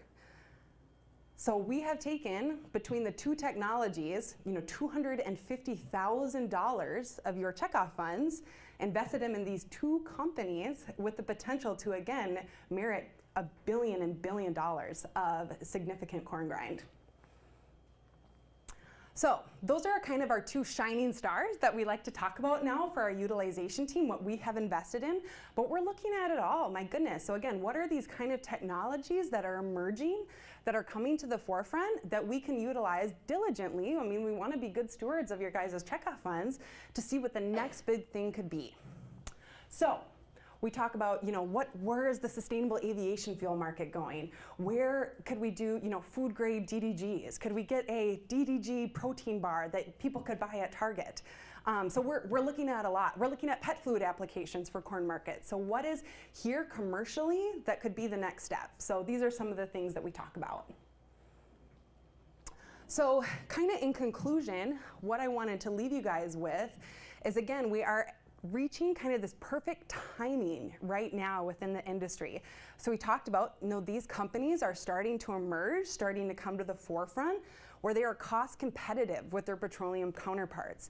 And they're meeting the need of the consumer and the government who are asking for these type of products, right? So it's that perfect conjunction right now where the technology is coming and the consumer is asking for it. So we are coming in and we're acting as that solution for what the consumer and government are demanding. And I can't emphasize enough how commercialization is going to be the next significant factor in adding additional corn grind to Minnesota corn farmers and nationally and globally. So again, I wanted to leave you with, why is corn the feedstock of choice? Why should they care? And why should corn be used in these bio-based chemicals? Why should ethanol be used for fuel engine technologies? Like we said in the beginning, corn is abundant, corn is affordable, and corn is sustainable. And I think kind of with those 3 different characteristics and 3 factions, you know, we are really, really creating a bright, bright future for agriculture here in Minnesota. So, do we have time for questions, Heather? 1 or 2 quick questions. Yep. Just repeat the question. Oh, perfect, yeah. Any questions? What kind of pushback is the petroleum industry giving on some of this new tech? Yeah, so I mean, that's a great question. I had that at the last one as well. So we kind of talk about how his question was, are we getting any feedback or pushback from the petroleum industry? Because we're looking at taking their market share away, right? So I would say I mean, we kind of have the talking points and the, you know, for better word, moral imperative for a lot of these products. I think it's kind of hypocritical for them to come out and say, you know, no, I want you to keep using my petroleum-based Legos for your kids that they put in their mouth, when we have a bio-based alternative that costs you no extra money and in fact could possibly be cheaper. So we have a lot of this kind of wave of momentum going to us. But no, I mean, any significant market share that they lose, of course they're not happy about it. Absolutely. Yeah, go ahead. Is it getting noticed at the government level for building out more infrastructure, or is it still at early stages? Yeah, good question. So the question was, is it getting noticed at the government level in regards to infrastructure, again, just that public awareness? So I would say, I mean, both of these companies are relatively new, right? I mean, we started one in October of 2020. The other one we just started here in June of 2021. We've gotten great articles. I mean, I think the ethanol industry is very, very excited about ClearFlame. So that's gone beyond Minnesota. We have the national ethanol groups really uplifting. ClearFlame has, again, that solution outside of the light duty vehicle sector, now into the heavy duty vehicle sector. And again, like we talked about, I think the consumer, you know, they want to be able to feel good about their purchases for the most part. So if they can do that now without paying the green premium, they're certainly going to look into that, especially when we kind of have these educative and advocacy efforts when we're talking about the benefit of our product. So yeah, I almost bring that back to you guys. Talk about, have you bought the corn-based yoga pants? Are you going to buy a corn-based diaper? We certainly want to get the word out about it. But yes, I mean, there's a lot of tax incentives at the government level to be able to spur and innovate this type of technology. Absolutely. Otherwise, yeah, I'll be here during lunch. You know, business cards in the back. Certainly would love to talk to you about further. And if you guys certainly have any ideas or technologies, I mean, let us know. We're looking at it all. So thanks, guys. Yeah, really appreciate it. Perfect. Thank you.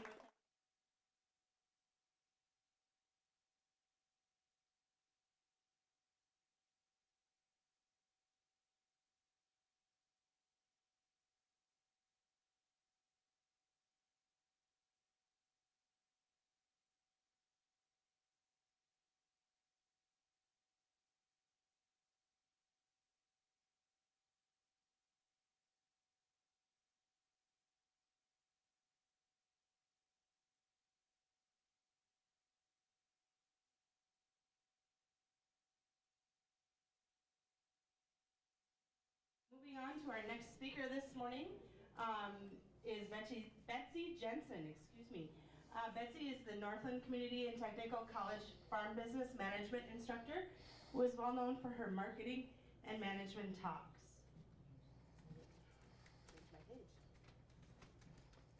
She's going to talk to us about creating a marketing plan for 2022. So Betsy, I will turn it over to you. All right, thank you guys for braving the weather and making it here today. It was, I should have stayed in Crookston last night with the group. Instead, I went home to Stephen, and according to 511, the roads are fine. They are not. Someone needs to update that app. So I titled my presentation, Meet Me Halfway. You guys have probably heard me a million times before, and I've kind of learned a lesson, okay? I've learned some things in the past year. So you and I, we're gonna meet halfway.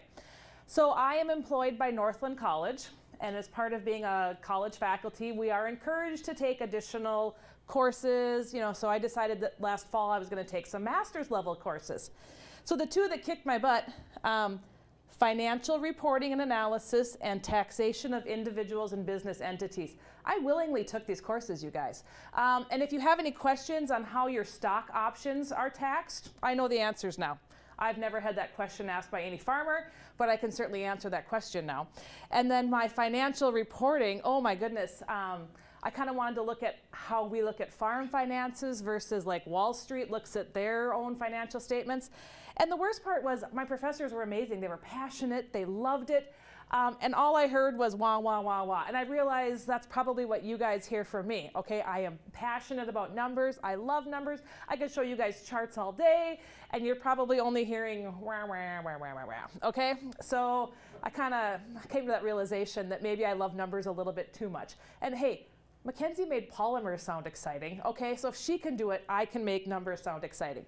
So we're gonna meet halfway, okay? We're not gonna totally geek out on numbers like I normally do. There's still some, obviously there's numbers in here. But let's come together and come up with a marketing plan. And so we're gonna try to keep this simple.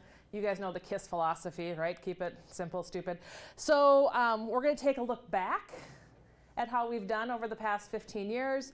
We're gonna have a plan for 22, and then we gotta have some tips on how to be better marketers. What can we do to be better marketers? Okay.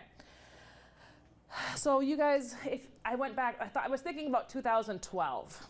And if you guys remember 2012, there were like financial guys saying, don't let your kids be doctors or lawyers, they gotta be farmers, right? Farming is the new Silicon Valley. The boom times are gonna last forever. You guys, farming is where it's at. Make sure you're staying there. As farmers, we were saying, well, look at those tables. We're never gonna produce enough, corn, wheat, soybeans, sunflowers, oats, whatever it is. We are never gonna produce enough of those ever again. And demand is just growing like crazy. This is it, we're in this for the long run. There is our Minnesota net farm income from operations. Can you guys pick out 2012 on that chart? Okay, so this is 15 years. This is from our Finan database.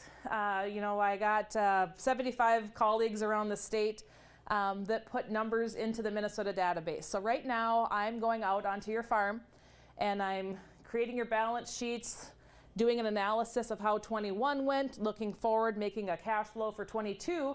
And so these are actual farm numbers. These are not some USDA projections. You guys didn't fill out a survey incorrectly or correctly from USDA. These are actual, we went to your house, we looked at your finances, we plugged in these numbers. I have 100% faith in these numbers. And so, yeah, we had 2 good years, and then we had a phenomenal year in 2012, and then things didn't go so good after that. If we look here, this is the change in working capital, and I am a fan of cash, okay? You need cash to pay your bills, your family living, your loan payments. We had 1, 2, 3, 4, 5, 6 years where we actually ate into our working capital. We did not generate enough cash on the farm to make our loan payments, to make your family living. 6 years in a row, you had to dig into your working capital bank. All right, that's tough to do. That's tough to do. So one thing I want, this is the slide you guys got to remember. Sticky, sticky prices, sticky, sticky prices, sticky, sticky prices. When commodity prices turn lower, that doesn't mean your inputs are turning lower, all right? You know, wheat, soybeans, corn, they could crash tomorrow. That in no way means that fertilizer is going to crash, land rents, chemical, fuel. Those input prices stay sticky. So here's a chart of Minnesota expenses for wheat, per acre expenses. So you can see here's 2012 was 385, 392, 389. You know, we stayed higher. It took us a few years to correct. Here's the bad news. There's what wheat prices did, and this once again is from our Finan database. We got 842 one year, 645 the next, and our input prices, these bars are the same that you just saw on that prior chart. Those input prices stayed high for several years. Okay? It's sticky. Inputs are sticky. We can't have high wheat prices forever, and when they turn lower, it takes a long time for those expenses to go down. So please keep this in mind. Also, high prices for a year or two, high input prices for several years after. Here is also a chart of family living. Okay? This is from Minnesota. This is what you guys pulled out of your farm. This goes back to 2005. So once again, can you pick out 2012 in there? Okay, we had a good year farming. It's not unreasonable that you guys would spend more on family living. All right, that's not unreasonable. But when things turn down, you have to be prepared to make those adjustments. And a lot of times that's hard to do, okay? If you are used to doing some things, it's tough to cut those things out in future years. Now I did include family living investments and capital purchases. So I'm going to pretend that this is money that you guys all put into the stock market, or you did something really smart with it, okay? You bought investments, you you bought Apple stock. I don't know what you did. I'm going to pretend that's where the money went, and not that it went to family vacations or adding on to the house or something. Let's pretend that it all went to a good purpose. So a few things that I'm hearing this year from farmers. We all know land prices are going up. We can all point to a few land sales that seem like, wow, that's incredible. So I've already had farmers, geez, maybe you didn't have a good year last year. There's areas that did phenomenal last year. There's areas that did horrible, depending on if you got the rains. Well, it's not a big deal because at least my balance sheet looks better. That land rent is not going to pay any bills, okay? Or that land equity doesn't pay any bills. We had a state conference last weekend. All of us farm management got together to hash out a few things. And we're all hearing from you guys, oh, don't lower the price of my machinery. Machinery is actually going up in value. From a farm management standpoint, tough luck. We take 10% off of the cost value every year. You can put the market values or whatever you want, but we are taking 10% off as a cost value. Interest rates are almost guaranteed to rise. We will know more at 1 o'clock today. The Fed makes its announcement today at 1 o'clock. And they're going to let us know what even if interest rates don't rise this month, when are they going to rise? They're going to, if you're the Federal Reserve chair, your words every word matters. So they're going to have some pretty big hints in there what interest rates are going to do. And then, of course, inflation buys everything we buy and sell. It does. There's no way to get around it. Even as farmers, we see inflation quite heavily. So just to number geek you guys a little bit more, this is Fred, F-R-E-D. If you have a smartphone, you can download the Fred app. Oh my gosh, as a numbers person, you can pull up interest rate charts forever. Oh, it's just the greatest thing in the world. You can pull up inflation. You can pull up all sorts of things from the Federal Reserve Bank. I love the Fred app. Boy, it's, God, I don't know why I spend so much. Some people do TikTok. I do Fred. I don't know. I'm kind of boring. But you can see here, I mean, I know some of you in the room were probably farming in the 70s when interest rates, the prime rate went up. We did start going up again before the pandemic, and then we had to correct things as our economy started to tank. Here is more of a short-term look. So you can see we were creeping up, and then when the pandemic hit, they decided to cut interest rates again. Here is a 15-year fixed rate mortgage. And so if you're going to be buying land, Fred, of course, also has a 30-rate mortgage. You can get any number you want on Fred. I really had to restrain myself on these charts, you guys. But you can see this is just going back 5 years. We had a creep up, and then when the pandemic hit, we started to go down, and those mortgage rates are starting to go up again. So we do see if you're going to be buying land, you're probably spending more on interest. So now that the numbers are gone, let's talk about crop marketing, okay? How many times have I heard this fall, okay? Like, I don't even know how many text, phone calls, or whatever I've gotten. And do I have a good answer for this? My answer is like, you didn't sell it at harvest? Like, it was over $9 at harvest and you're still holding it? And so my answer to this is, are you okay getting 13 or 7? Like, that's where you're gonna go. You're either gonna sell it for 13 bucks, or you're gonna sell it for 7, and you better be happy with either one, because I don't know where the spring wheat market is going. So I really have no idea for 21, you guys. I didn't ever anticipate that we would be this high, and financially, I can't think of a good reason to hold. It's really difficult to justify holding. So if you're holding, I hope it's not more than just a few bushels. I hope you've already taken some cookies when the plate went around the table, okay? When the plate goes around the table, take a cookie or two off of that plate. And the plate has gone around the table several times, okay? Several times. And if you weren't terrified the 2 weeks after the first of the year, right? I mean, wheat, holy cow, did that turn on a dime and give itself up. And so that was it was kind of a slap back to reality. So I do, of course, have remaining inventory. You got to have something in the bin, right? Kind of a little security blanket that I can have, so I have bragging rights later. But here's what I do. So for example, this is my ticket from harvest. Somewhere along the way, this is the highest price I could find at harvest. Somewhere along the way, I'd contracted 10,000 for 758, and my remaining bushels got 917. In my mind today, I cannot sell wheat for under 9.17. If I do, then I feel like I've done a bad job. Because I could have delivered it right off the combine, no questions asked, no augers, no bins, no trucking, no nothing, not even a protein discount, you guys. Not even a protein discount for 9.17. And so what if I end up selling it for $7.50 in July? Boy, that's gonna hurt. That one's really gonna hurt. And we went down below 9.17 just a couple weeks ago after the first of the year. This wheat market tanked. I was feeling pretty good when it was close to 10 cash, and then boy, did it turn fast. So in my mind, this is what I've done. I do for myself. I have index cards, you guys. I got those like kind of, if you come to my office, you'll see them kind of taped up on my cupboards. Do you guys ever tape stuff on the doors of your cupboards in your office? And I have 9.17 written on there as a reminder. Like, don't screw this up, Betsy. You cannot get below 9.17 or else you should have just delivered everything off the combine. Here's the same thing. I went through my corn and soybean tickets for harvest. The highest corn cash price I found was $5.22 and soybeans was $12.79. So I did make, I've sold more at harvest this year than I ever have before. Some of it was forward contracted, some of it was just keep the trucks going, what the heck. And so these are kind of my bare minimum right now that I want to get for corn and soybeans, and we are above those price levels.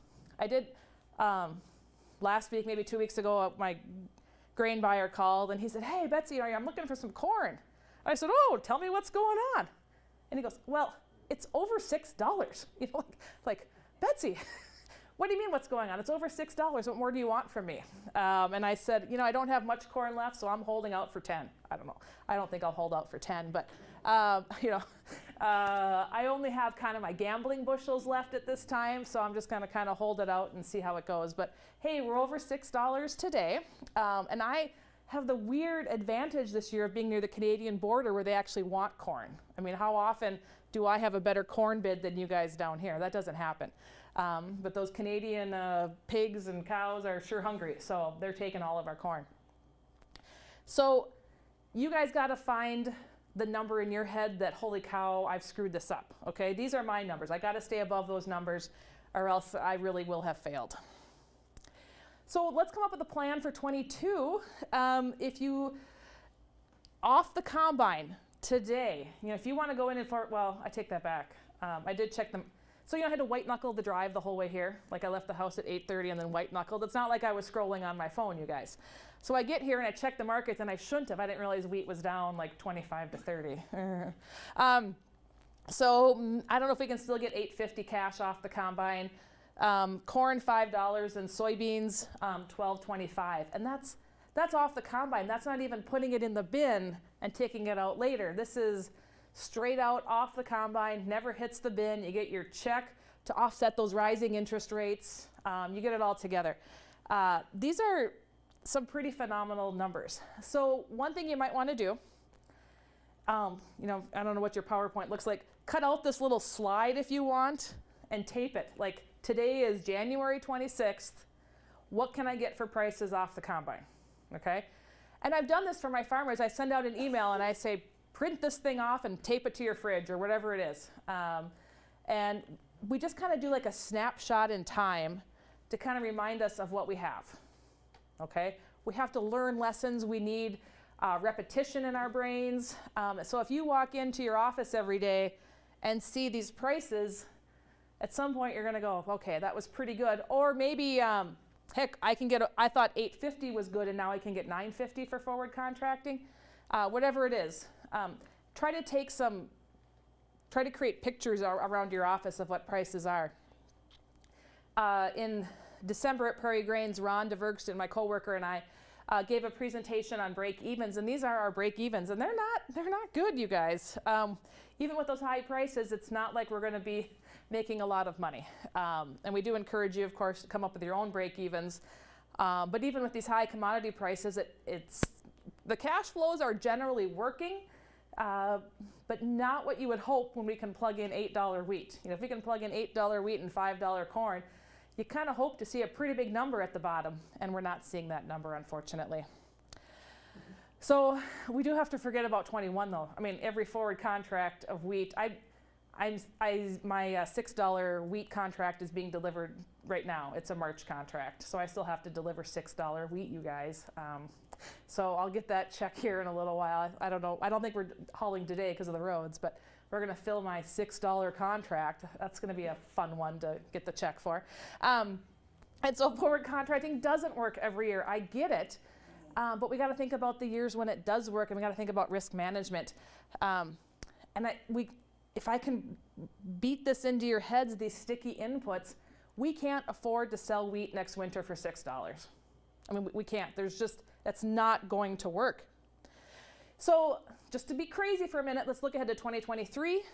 We don't have any spring wheat prices yet for 2023. The Minneapolis Grain Exchange doesn't post their prices for more than, I think, 19 months in advance. You could potentially do Chicago and roll it. That's a little bit more than I want to get into today. But right now we look at soybeans under 12, a little under 12 cash probably, corn a little bit under 5 cash, and that's for 2023. So I'm not saying to go out and book a lot of it, but this is something you might want to pull up on your radar. So we got to stay on track though, you guys. This is my tip. Okay, you guys know I'm a numbers person, so I'm just going to admit it. On my phone, I have an album called Prices on my photo album, and I just put screenshots, and then I put the screenshots in there. Every once in a while, I'll just screenshot the prices so I can kind of remember what it was. Because sometimes you need those reminders. I need to look back and see what I thought was good 6 months ago, or what, I just need to have that historical perspective to beat me back to normal. And then you add your index cards all around your farmyard or all around your office. I think it's worth it. So, of course, I think crop marketing is always important. I love it. The markets are phenomenal. How old was I when I first went to the Chicago Board of Trade? Any ideas? When did Betsy first go to the Chicago Board of Trade? No guesses? 12. 10. I was 10 years old when I visited the Chicago Board of Trade, and I thought it was the coolest thing ever. I don't know. That's a little bit of confession of how I ended up how I am. So just as a reminder, your marketing plan, we want to make sure you guys are locking in profits, you're managing your risk, but you got to keep that upside potential too. So I'm obviously not advocating to go out and price everything today, but risk management is just so important this year when we're spending this much. So here's an idea for a marketing plan. You can get 50% priced by May 1st and all crop insurance bushels by July 15th. If these prices stay high and profitable. If you sell too much, buy call options. You can look at puts. And then here's the thing this multiple years. Let's talk about multiple years for a minute. So I meet with you, okay? You give me a call, it's April 15th. Hey, Betsy, I've sold 50% of my 22 bushels. Oh, wow, I'm proud of you. That's a pretty good marketing plan. That's phenomenal risk management. Congratulations. And then you follow it with this. Oh, right, but I still own 80% of 21. My bins are still full.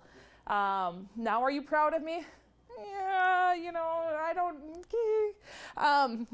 Plus you've bought all your fertilizer, your seed, you've locked in your land rest. I got all my inputs locked in. And I still have all this wheat left. And I will say, to own old crop, I got lots of guys that will, keep that 6,000 bushel bin of high protein wheat, or, there are some reasons to hold some old crop. I'm not asking you to clean out everything, but think in terms of multiple years. So, it's April 15th, and essentially this farmer still owns 130% of a crop. He owns, 80% of one and 50% of the other. This guy owns a lot of wheat still. So congratulations on the forward contracting, but we got to figure out what to do with those old crop bushels as well.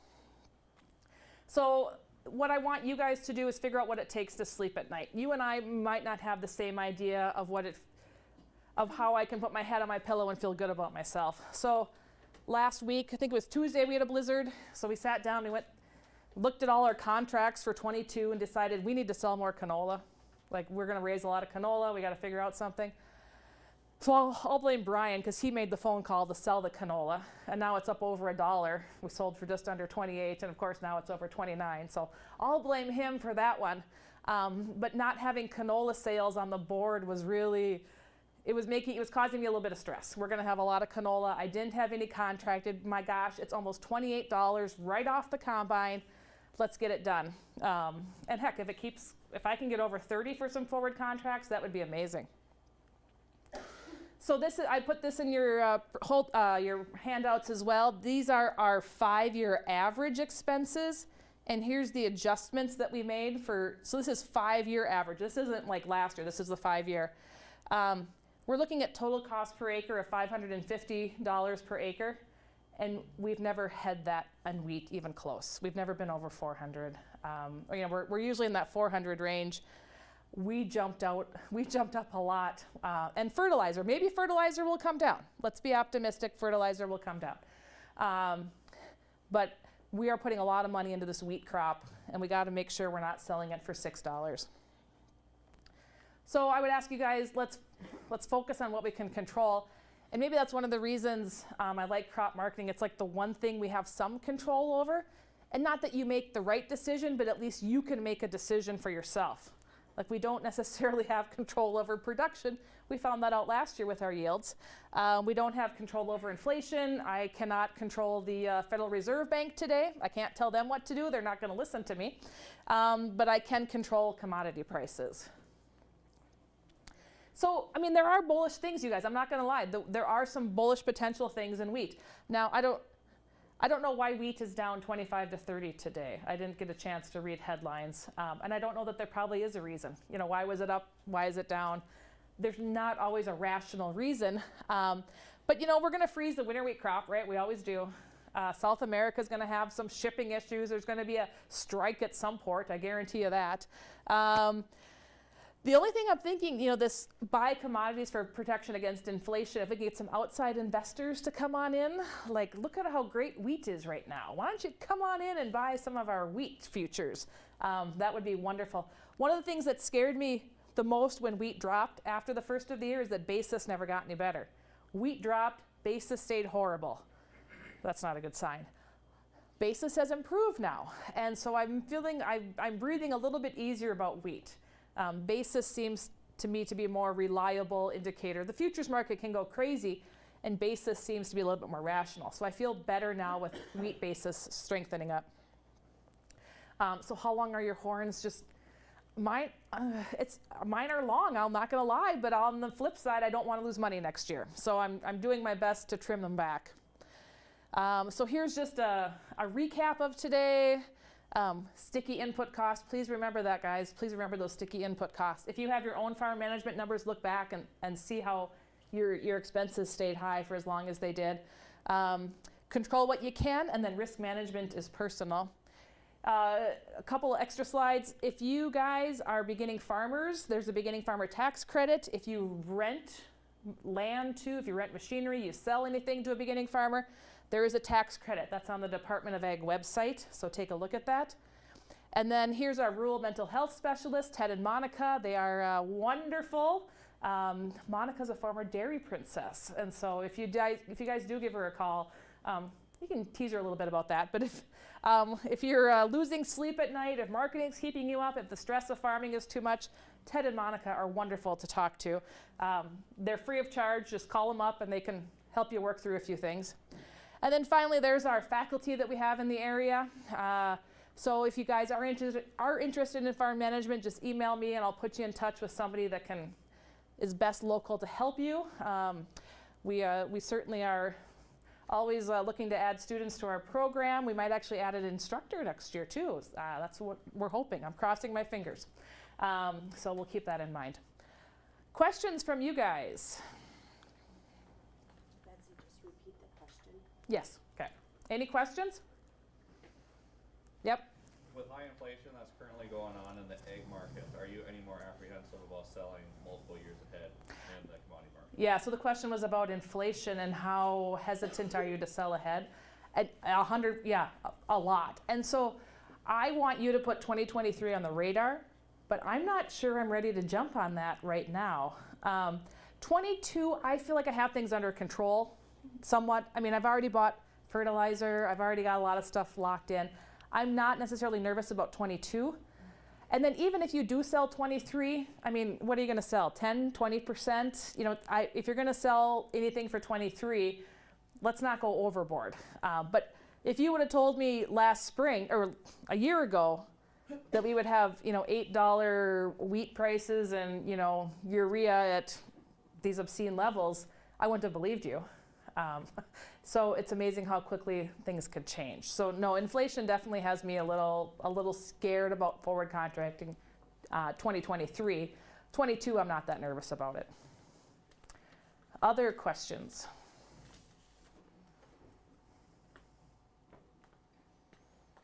All right, thank you much.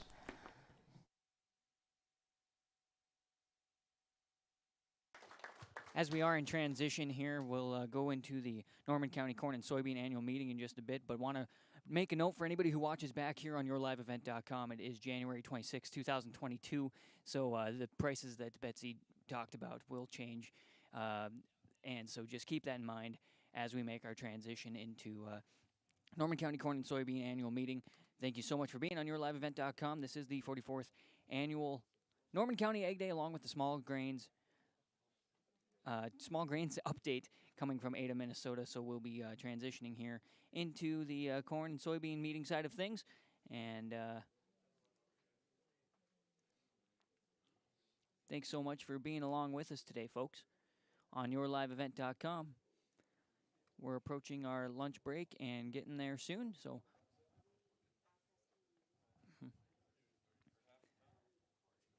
we'll be coming into the meeting here briefly. President Corey Hansen of the Norman County Corn and Soybean Growers has their annual meeting will be coming your way here on yourliveevent.com in just a bit. I'm Leif Bakken, 44th Annual Norman County Ag Day and Small Grains Update presented by the University of Minnesota along with Norman County Corn and Soybean.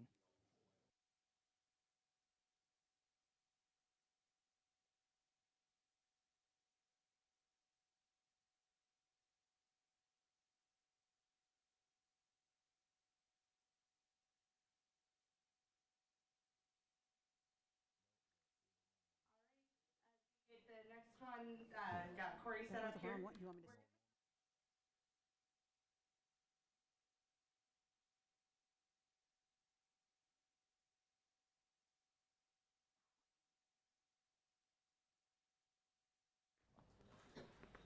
Good afternoon or good morning, I guess I should probably say. Thank you for all being here. It's kind of a cold and blustery day out there, but we do appreciate you coming. First thing I'm going to do is please thank all the booth sponsors. People are here. Thank the people, any place you see a sponsorship, whether it be West Central, United Valley, I don't care.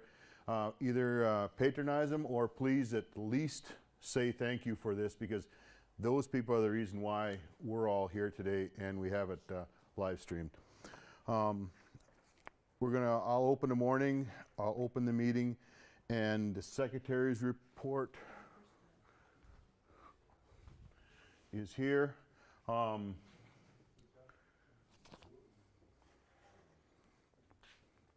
Can anybody or read it, or do we need it read to you, or are things fine?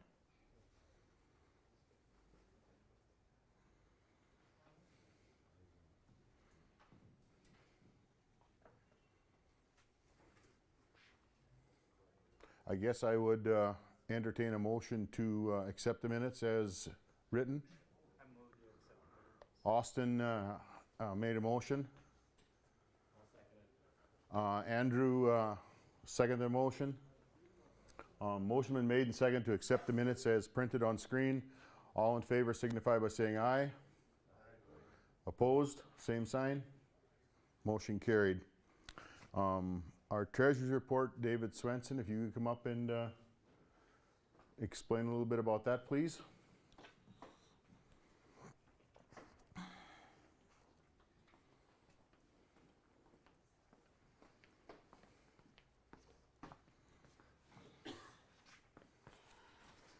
Okay, well, beginning of the year we had $4,501.77 and we took in income about $9,235.10. Most of that was from reimbursements from the Minnesota Corn, Minnesota Soybean Association, and we had $1,000 donations. And we had expenses of $11,198.14, and most of that was advertising through KRGB. We donated a set of tires to the Norman County Sheriffs, a $500 donation to REACH program, and a couple of $500 scholarships. So at the end, we end up with an ending balance of $2,545.73.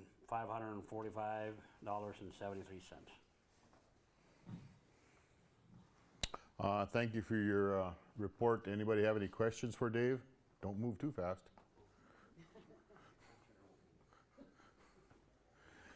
If hearing no questions for Dave, could I have a motion to accept the treasurer's report as read? I move to accept the treasurer's report. Austin makes a motion. Danny Brandt seconds the motion. Is there any more discussion about the motion or question? If not, we'll proceed to vote. All in favor signify by saying aye. Aye. Opposed? Motion carried. Next, we'll kind of have an overview. First of all, I guess I kind of missed a slide here a little bit ago of thanking my board for doing what they do. And without their support, David Swenson is our treasurer, Andrew Jarzen is our vice president, Austin Gamolis, Danny Brandt is directors. Without them, this job would be very, very hard. And I gotta thank them for, recognize them for being here. 2021, actually some of the activities we did in 2020 also is in the beginning of the slideshow. We had no fair that year, so our fair donation was to the Norman County Fairgrounds for 4-H pens for the kids, for livestock pens.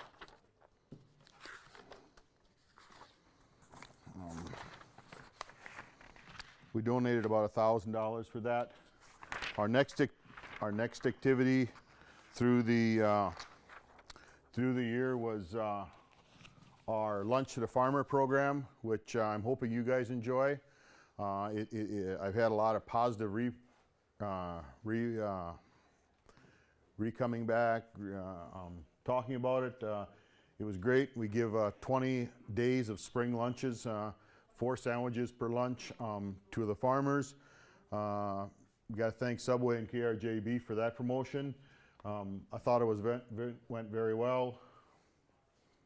Also, activities we did with COVID. It was kind of hard to get together and do things, but we did. Since March is National Reading Month, we donated agriculture books, specifically agriculture books, to the elementary instructors in the county so that the students could continue reading if they were in school. If they were not in school, they were going to be there for when they did come back. So we did that. Later on this summer, we had a program, I hope you heard about it, called Driving Soy. It was where we promoted, come out from the Minnesota Research and Promotion Council, had a promotion, and we grabbed onto it very fast. It was donating of a set of tires to our emergency use vehicles. We donated them to the Sheriff's Department. There you can see the 3 board members and our Sheriff and the Deputy Fall standing there. Sheriff Jeremy Thornton was a very, very great publicity for us statewide, and I will say Norman County was the first county in the state that give away tires and promotional outcomes. So it was, I thought it was a very big promotional. They also Goodyear makes tires. It's through Goodyear Tire and Rubber. I believe by 2040, they're going to have a lot more soy use tires. I'm not 100% sure if it's 100% they're trying to phase out, but they are. I have a set of these tires, not the emergency use vehicle tires like the special tires that are here, but I do have a personal vehicle on my wife's Explorer. They work great. No roid noise, very good on the ice. I'm really pleased with the wear out of them so far. Next activity was the Norman County Soybean and Corn Growers, along with Norman County Farm Bureau, held the first Ag Appreciation Day. It was a supper we had the night before the fair. Initially, we talked about it. We geared it towards the farm families who was bringing in exhibits, but it turned out to be for everybody. It was, I thought it was a huge success. I got to thank a few of the sponsors on that thing, and I'm sorry if I miss anybody, but Barrick Family Farms, Riverview Dairy, KRJB for promoting it, Franzen Bank for the water, Minnesota Wheat, Ag Country, Bennett Hoagland, Supermarket Foods here in Ada. I hope I didn't mess that one up. Red River Valley Sugar Beet Growers donated stuff. So I guess, and if I missed anybody, I'm sorry, but we thought it was very well promoted. We fed in the area of 250 people, and I'd like to see that go up this year. I thought it was a great success, so just kind of help people along.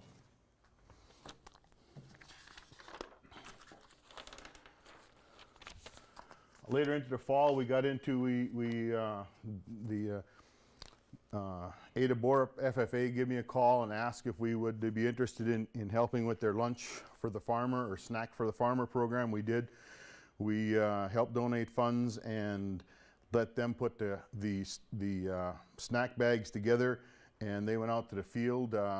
It was a slightly delayed this year because of the delay. It was kind of geared to finding farmers at the most location spot, and it was underneath their discretion.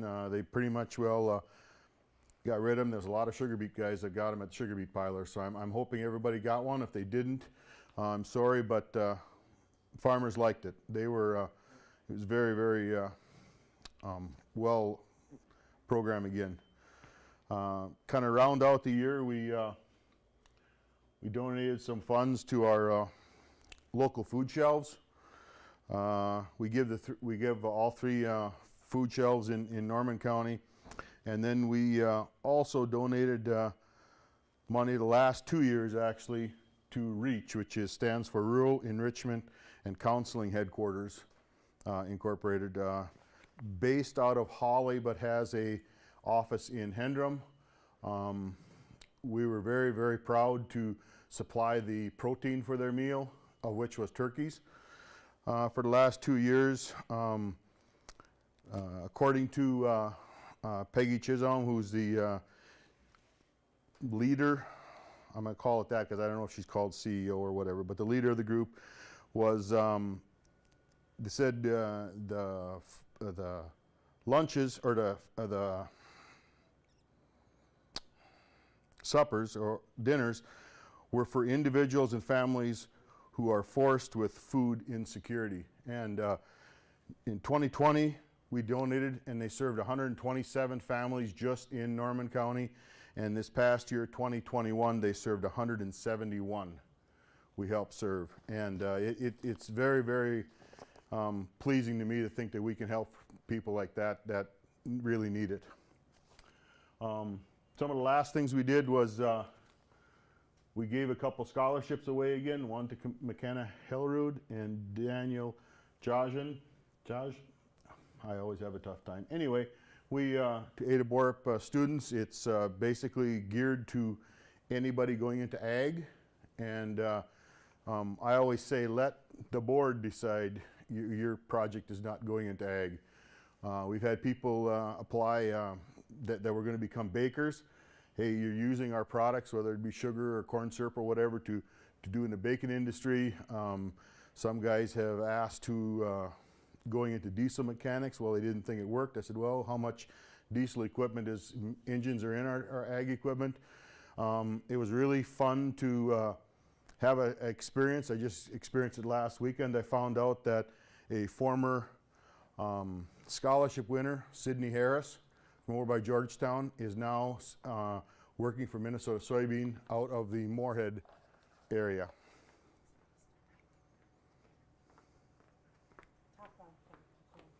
Hello. So that was one kind of a neat thing. Like I said, it was really kind of gratifying to see that because, you know, of that, to see a scholarship giving out to a student that is coming back and working in our area. And I told her at the time she got it, I kidded her, we needed people to go into ag communications, and it sure helped. I guess lastly I'd like to leave with is that all this is done through membership. Any membership we can get, or any membership we do, anything we do basically comes through membership. And I can't talk great enough about membership, because, you know, right now if we can somehow increase our membership in Minnesota Corn by 6 members, we get another $750 back. Those $750 we can turn over and spend more money and do more great things within our own county. I guess I can't, you know, and it's reasons why you have growers associations can only do that. Checkoff dollars can't be spent for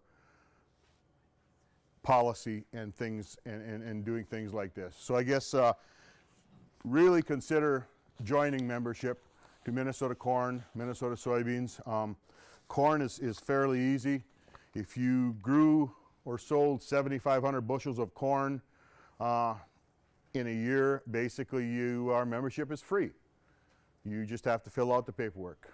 Minnesota Soybeans is $120 for a single year, $250 for a 3-year membership. And it's those membership dollars that turn around, not only helps you make policy making like Bruce talked about, the PPP program, the E15 for corn, the biodiesel for Minnesota soybean. It also helps make sure that you take more money back to you and keep more money in your pocket. Like I said, the PPP, the lowering of real estate taxes through the equality programs, the money for that we get put into a GREET that actually comes up and helps us with the ACI campus up in Crookston, things like this. This is what membership all does. So, like I said, on behalf of the board, I'd like to thank you. Moving on right now, we have a couple elections because we had no meeting. Because we had no meeting last year, because of COVID, it was done virtual. We have 2 elections this year. First election will be for the 2 seats would have been for last year's program. Those seats, current seats, have been extended on our David Swenson and Danny Brandt. Because of the way our charter is written and rules we go by, we have to have election now for them. It'll be just for a 2-year term, I'm assuming. And the second set of elections we will have, which is Andrew's and Austin's positions are expiring, and everybody can be renewed if they want, but that is going to be 2 3-year terms. So currently, I will ask for nominations for the 2021 seats, which were held by David Swenson and Danny Brandt. I'll nominate both David Swenson and Danny Brandt. David Swenson and Danny Brandt's been nominated. Is there a second to that nomination? Austin? Austin seconds it. Are there any more nominations? Are there any more nominations? I have to do this 3 times, so I'm sorry. It's going to get boring. Is there any more nominations? If not, could somebody make a motion to cast unanimous ballot? I'll move the nomination cease and a unanimous ballot be cast for David Swenson and Danny Brandt. Andrew made the motion. Eric. Roxted seconded. All in favor signify by saying aye. Opposed? Motion's been carried. Now we'll have elections for the 2 seats that are expiring this year, which is Andrew and Austin. I'll nominate Austin Jamolis and Grant Ahrens. Austin Jamolis and Grant Ahrens have been nominated to fill the seats. Is anybody else? Any other nominations?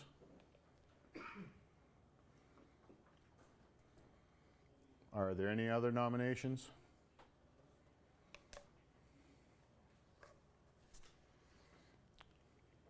Are there any other nominations? I move the nomination cease and a unanimous ballot be cast for those two individuals. Motion's been made to cast unanimous ballot for those two individuals. Is there a second to that motion? Seconded by Danny, made by Andrew. Is there any more discussion? If not, we're going to proceed to vote. All in favor signify by saying aye. Opposed, same sign. Motion carried. Thank you for your participation, Andrew, for the time you've been on here, and hopefully Grant will enjoy it also. Let's see, moving on. You want to go to the updates, or you want to? How much time do we have left? About 5 minutes, not great. Let's just roll through a few of the updates. Our Minnesota soybean growers president, if you're not familiar with, is Mike Scow from Beltrami up here.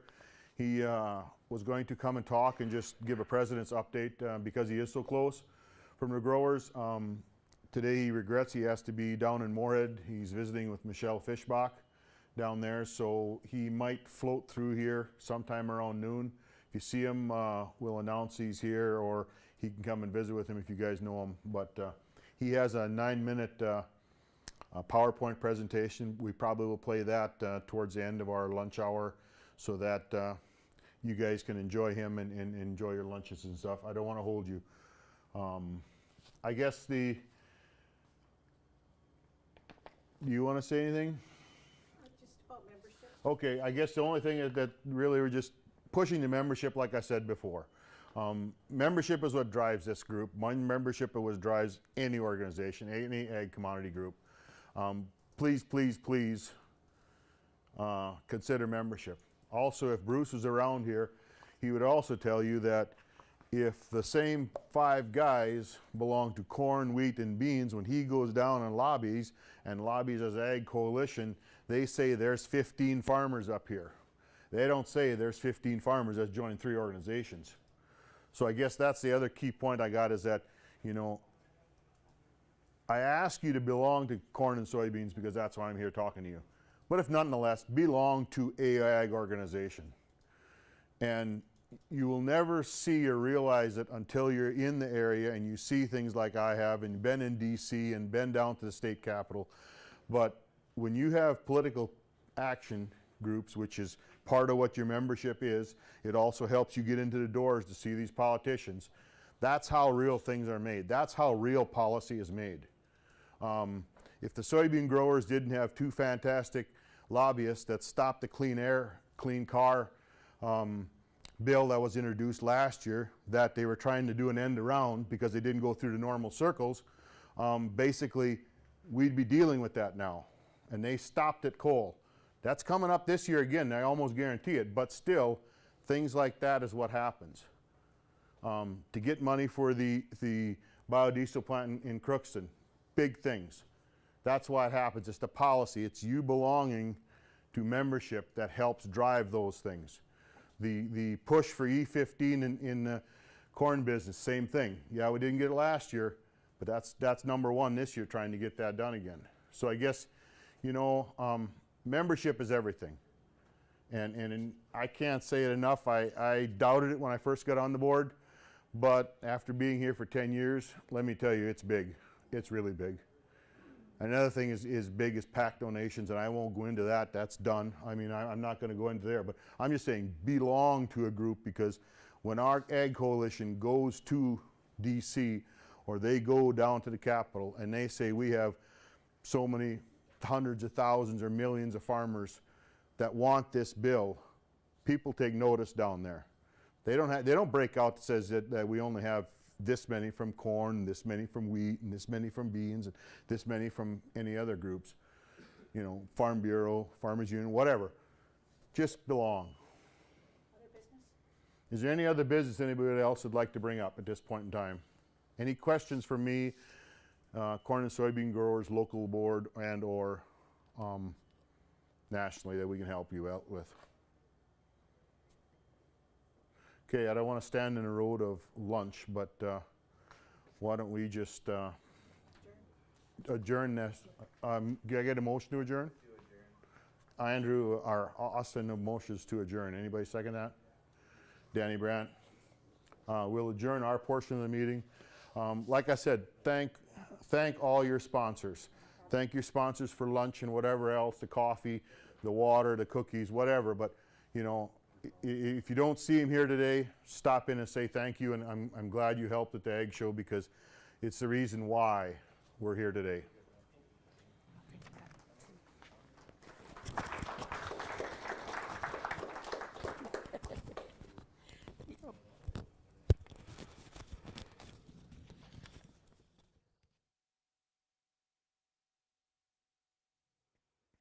So before we adjourn for lunch, or dismiss you guys for lunch, as Corey said, we want to make sure to thank everybody that made this day possible. So I'm going to list them off. Minnesota wheat, Minnesota corn, Minnesota soybeans, University of Minnesota Extension, our local sponsors, Ag Country Farm Credit Services for the cups, plates, and napkins, Airborne Custom Spraying, Beta Seed by Dan Ness, Austin Jamolis Crop Insurance, Farmers Union Matheson Agency, Julene Law Office, KRJB, RJ Broadcasting, and YourLiveEvent.com for the water and the live streaming, Lynn Ford's Agency, Resource Auction with Andrew Johnson for all the soda today, Valley United for the coffee, the cookie, and the rolls, and West Central Ag for all of our lunch today. We appreciate all the information and services you all provide, so that helps us benefit our farming operations. With that, we are going to have lunch. We will serve it to you. The plates will have you go through the line, and then at 12:45, we're going to play a little video. And Missy, do you have? Oh, we do have a door prize that Minnesota Wheat would like to draw for, and so I'll give it to Missy for a quick second. If you haven't already, in your booklet, your giant stack of booklets, there's a tan survey. Shouldn't take you any more than like 2 minutes to fill out, and if you drop that in the cooler over by the registration desk, we're going to draw for a $20 Shields gift card kind of before we get back to our next speaker after lunch, and then your names will also go into a drawing for the cooler that we're going to draw for on Friday. All right, give us 2 seconds and we'll be at the table to help serve you lunch.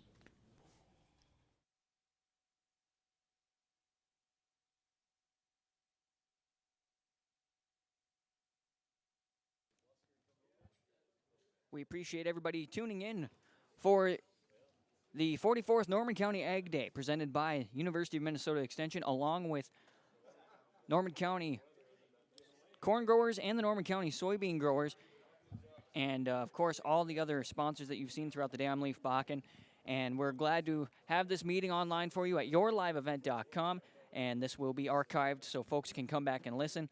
It is January 26th. It is a Wednesday, 2022. Once again, we are going into our lunch break here. Program should return around 12:45 or 1 o'clock, and we'll be glad to have more for you. Coming up this afternoon, we will have a brief update from the Minnesota Wheat Growers and Wheat Council updating us. Angie Peltier from the University of Minnesota Extension out of Crookston. She'll be joining us with biology and management of two-spotted spider mites in soybeans as those have moved into the area. And then about 1:45 to 2:15, Dr. Joachim Wiersma with the University of Minnesota. He's the small grains specialist, talking on spring wheat variety and selection for yield and quality in 2022. Still a packed afternoon coming your way. Later this afternoon, James Cruz with the County Extension Director with Norman and Clay Counties for Farm Service Agency is going to be in as well. That'll be after our other trade show break, and so please enjoy some lunch at home. Please keep us up and tell everybody to join us for a great afternoon of Minnesota wheat growers. Angie Peltier talking about two-spotted spider mites in our soybeans, and Dr. Joachim Wiersma talking about wheat, as that's all coming up on our 44th Norman County Ag Day and in conjunction with the Small Grains Update here on YourLiveEvent.com. I'm Leif Bakken. The 44th Norman County Ag Day and the Small Grains Update presented by the University of Minnesota Extension continues in just a bit. Thanks so much for being with us, folks. And we've got more great speakers this afternoon.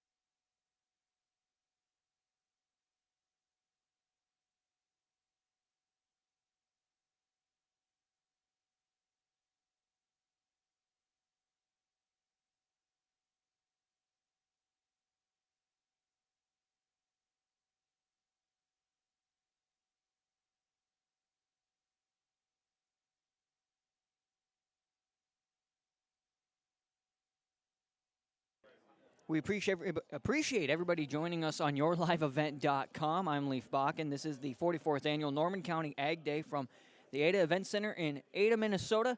In conjunction with the Small Grains Update, we're prepping a video that came from Mike Scow, and so that'll be our next thing before we get back to having Minnesota Wheat Grower and Wheat Council updates, along with Angie Peltier, who's the University of Minnesota Extension Regional Crop Educator out of Crookston, talking about spider mites in soybeans, and then Dr. Joachim Wiersma talking about spring wheat variety selections. He is the small grain specialist from the University of Minnesota. So that's coming up here on yourliveevent.com. Don't forget to thank all the folks, when you see them the next time, for making Ag Day possible. Here, as you've seen them flash across their screen, we're still in our lunch break, but we're going to come out in just a bit, as we've got a little bit of a video here coming from the Minnesota Soybean Growers Association. Mike Scow, who is a farmer just up by Beltrami, Minnesota. So appreciate you sticking around with us on yourliveevent.com. And for those watching the playback, thank you for watching the 44th Annual Norman County Ag Day in conjunction with the Small Grains Update here on yourliveevent.com. I'm Leif Bakken. More Ag Day coming your way in just a little bit.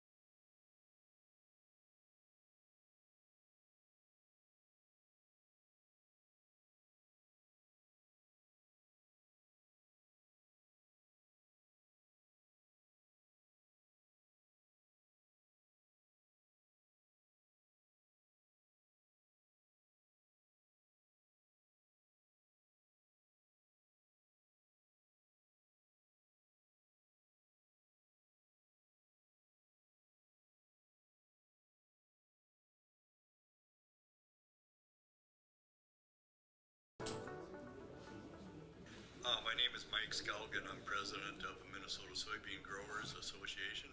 I come from northwest Minnesota in Polk County, where my wife and I, along with our son and his wife, farm grain, corn, and soybean operation. Yeah, it's kind of a unique time period to be president of the state of Minnesota because, it's 60 years of its existence. It started with 25 growers who met at a restaurant in Sleepy Eye, Minnesota. Started the organization so that they'd have a voice on policy that impacted farmers. The council that we enjoy working with is responsible for all the checkoff funds, and they're really well suited for that type of thing because they're really concerned as to how they could make the best value from those checkoff dollars. Whereas the grower side of the thing with Minnesota soybean growers is works strictly on policy, and whatever the policy is or the issue, that's where we go to the state legislature, whether it's to the left side of the aisle or to the right. We have connections both ways, and we like to have relationships that we can work the issue on either side of the aisle. Because we're willing to work with who's ever there in power. We've got a lot of different issues, whether it's taxation, infrastructure. It doesn't really matter who's in charge in St. Paul. We've got to work with either one of them to be able to get these things done to help our soybean farmers out in the state of Minnesota. The Minnesota Soybean Growers Association works very closely with our counterparts at the Minnesota Checkoff. The Minnesota Checkoff obviously is incredibly important for the development of foreign markets, new uses, and a lot of the research they do. But being a federal checkoff, they absolutely cannot do any advocacy. So that's where MSGA kind of takes the work that the checkoff does and brings that up to St. Paul to try to make some meaningful efforts towards the profitability of soybean farmers in the state of Minnesota. Farm Fest is one of those areas where we can really highlight a lot of this work. Another exciting project we had at Farm Fest this year was the soy tires, and the council is doing a lot of good work developing new uses for soybean oil, and Goodyear Tires has a line of tires that works for law enforcement vehicles and also uses the soybean oil technology. Was able to promote those, and we were able to take that and have the members that we had come in, the members of the legislature that came into our Farm Fest tent to talk about different issues with us. We were able to highlight that and get that into the state contract so that the state contract, all of those vehicles, can now use those soy tires as well. Yeah, membership is very important. You know, there's like 27,000 growers of soybeans in the state of Minnesota, and our membership, active members, are about 10% of that. We would really like to have that higher, and we invite anyone to become a member if you aren't already. And if you are a member, please continue, because we really like you having a membership with MSGA. The Ag Innovation Campus has been a big challenge, but yet it's very rewarding. So that's located in Crookston, Minnesota, and we have just finished our phase 1, which included the soil preparation and getting set, foundations, not foundations, but the soil ready for a foundation. So now we're going into phase 2, which would be the building phase. We're selecting the building type, and we're finishing up engineering so that we know how large and exactly how this building should be positioned on that property. And so we're very excited about that. Things are going really well, but we do have a lot of challenges with the supply chain that everyone is experiencing now throughout the United States. I think success in Minnesota Soybean Growers Association is to keep it sustainable. And the way we do that, I think, is to stay engaged with the issues and to keep young folks interested in being a part of it so that it can keep going. And year after year, there can be, someone to pick up where someone else is maybe retiring, or there's always another action team that maybe should be started, and we'd have more people to be on action teams that can address different issues. But sustainability is what it's all about, and we have to be creative as to how we can stay going as an organization. Yes, I'm Joe Service, Chair, Minnesota Research and Promotion Council from Renville County, farm corn, soybeans, and canning crops. It's absolutely wonderful working with the Minnesota Soybean Growers Association. They so represent you so well at the Capitol. They lobby, they represent you legislatively. They go where we cannot. As chair, it's been very exciting being part of the projects of this last spring. The Metro Transit system needed to replace some of their equipment, and they selected to replace 153 buses. And of course, we all know that there is a challenge out there to have these buses powered by different means. In the end, the Metro Transit did replace 153 buses, and they chose biodiesel. Driving Soy took into account our local 44 organized counties working together with their communities. The local sheriff's offices ended up putting a pair of tires on each one of their vehicles in each county of the organized county. It was very successful. It brought our local counties together with their communities, and in the end, is value added to our local farmers. We got involved in the Ag Innovation Campus because of research and development and return to our local soybean farmers. It's a small crush plant, very unique in its own way. It's only going to benefit the whole state of Minnesota. It's scheduled to be, construction will start this spring and completed and operational by August of this year. It is absolutely wonderful to be part of this monumental 20th year of biodiesel. It started with B2, presently it's B20 in the summertime and B5 in the winter. This is value added to our local soybean farm. I just wanted to thank all the Minnesota soybean farmers that are out there today. It's a credit to so many wonderful soybean growers, farmers that have come before us to spearhead this special event, and it's only going to benefit us in the future. The Minnesota Soybean Research and Promotion Council has long been known for its work in both promoting our soybeans internationally, as well as helping to find new agronomic traits and technologies that help us to raise more on less. With a watchful eye on the promotion side of it, the production action team has found some great and new innovative things to invest in. In 2021, MSR and PC invested in the Invasive Terrestrial Plant and Pest Center. The point of this investment is to make sure that we are looking for solutions to many of the pests that are now invading our Minnesota soybean crops. Pests such as soybean aphids, cyst nematode, sudden death syndrome, buckthorn, Palmer amaranth, and many more need to have solutions that work here in Minnesota on our farms. What can I say about the year 2021? It was a year fraught with challenges, but also exuded a lot of opportunity. We were able to capitalize in areas that we never thought possible. And while it was more difficult and we had to do all the meetings via Zoom, we were able to accomplish what needed to be done for Minnesota soybean farmers. Simply look at the price of soybeans today and you know that something was going right. Something is driving demand for what it is that you raise. And we couldn't be more proud at Minnesota Soybean Research and Promotion Council to help represent you in that endeavor and to help strengthen the markets that you need year in and year out.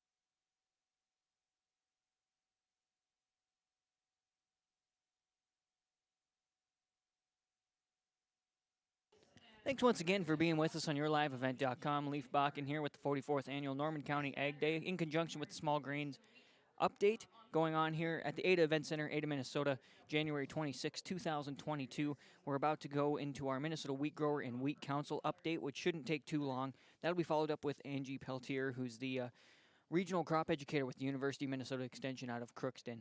And she'll be talking about two-spotted spider mites in soybeans. Then Dr. Joachim Wiersma, who's the small grains specialist with the University of Minnesota, will be talking spring wheat variety selections for yield and quality for this year. Then we'll go to another trade break, and so stick with us here. We're about to have our Minnesota Wheat Growers and Wheat Council update here, part of the 44th Annual Norman County Ag Day. Thanks so much for being with us on yourliveevent.com.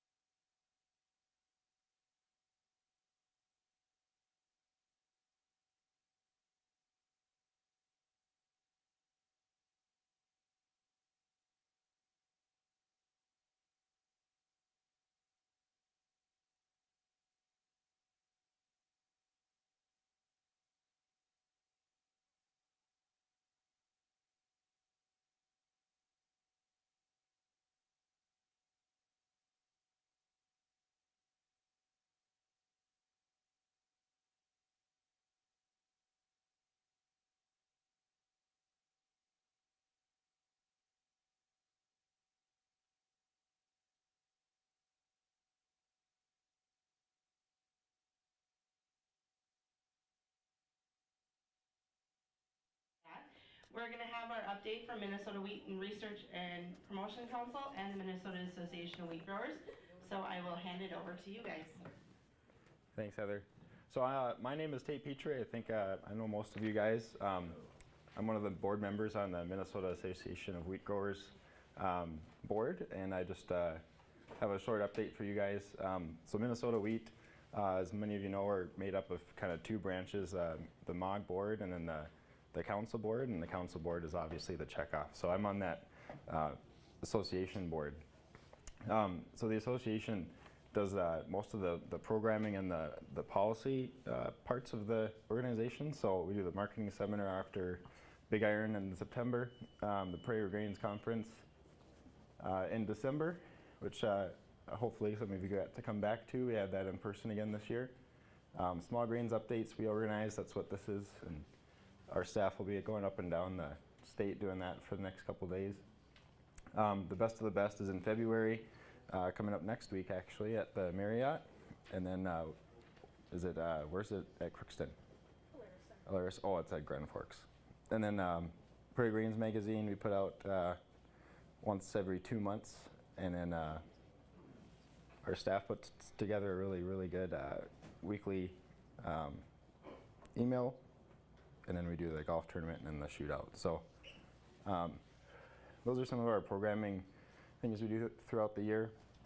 We are looking for a board member. Right now specifically we're looking at a District 1, which is kind of north of Polk County. But we can do some rearranging if you have someone who you would like to nominate, or if you'd like to talk to somebody about being on that board, we'd love to hear you, and talk to myself or Missy or one of the staff guys in the back, Charlie or Chris. We do have 6 board meetings a year, 3 NOG meetings, which I've been a part of as well, and those are kind of fun. You get to do some traveling and meet some guys around the country and see different production zones and methods. We do get a per diem and mileage, and then it's just a really good opportunity to advocate for some of our interests up here with spring wheat. We're kind of different than the rest of the country, so that's kind of important. On the national side, we do NOG for advocacy, and that's what both myself and Kevin are on that, as well as Mike Gunderson. And so we'll do meetings, those 3 meetings a year, and then just various committees that we will do a lot of Zoom stuff lately, and that's been good. Things that we've worked on this year specifically have been putting WHIP Plus together for wheat, working against step-up basis, against the removal of step-up and basis is what I should say. We worked on Farm Bill priorities, climate policy. That's kind of a big one this year. We've had a lot of climate stuff coming from this administration, so we've had to try to stay ahead of that a little bit. So I've been on a couple different environment committees that have been diving in depth on that. Crop protection products, specifically right now is Laura's ban, as you heard from David. Working with Sugar Beet Growers Association right now at NOG to try to preserve that product. And then you guys already heard from Bruce this morning. He keeps us in the loop on the state policy, so he's awesome and we really value his input. If you're a member already, we really appreciate it. If you're not, again, visit with me or one of the other staff members here. There's a membership form in the packets that you guys have already. If you want to be a member, that'd be awesome. It keeps us well funded so we can do some of these priority state level projects and national level. Yeah, you've got it over there. And then the Research and Promotional Council is the other arm. That's what Kevin sits on.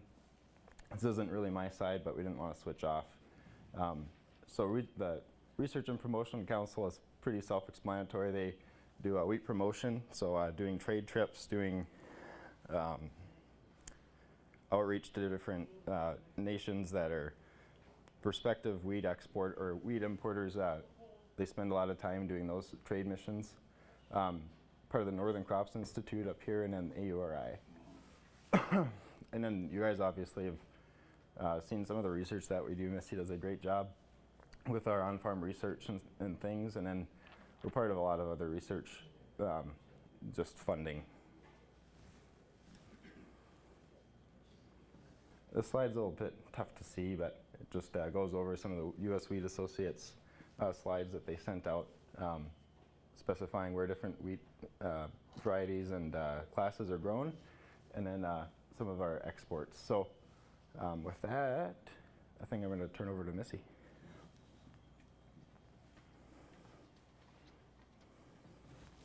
You want this? No? I'll give you that though.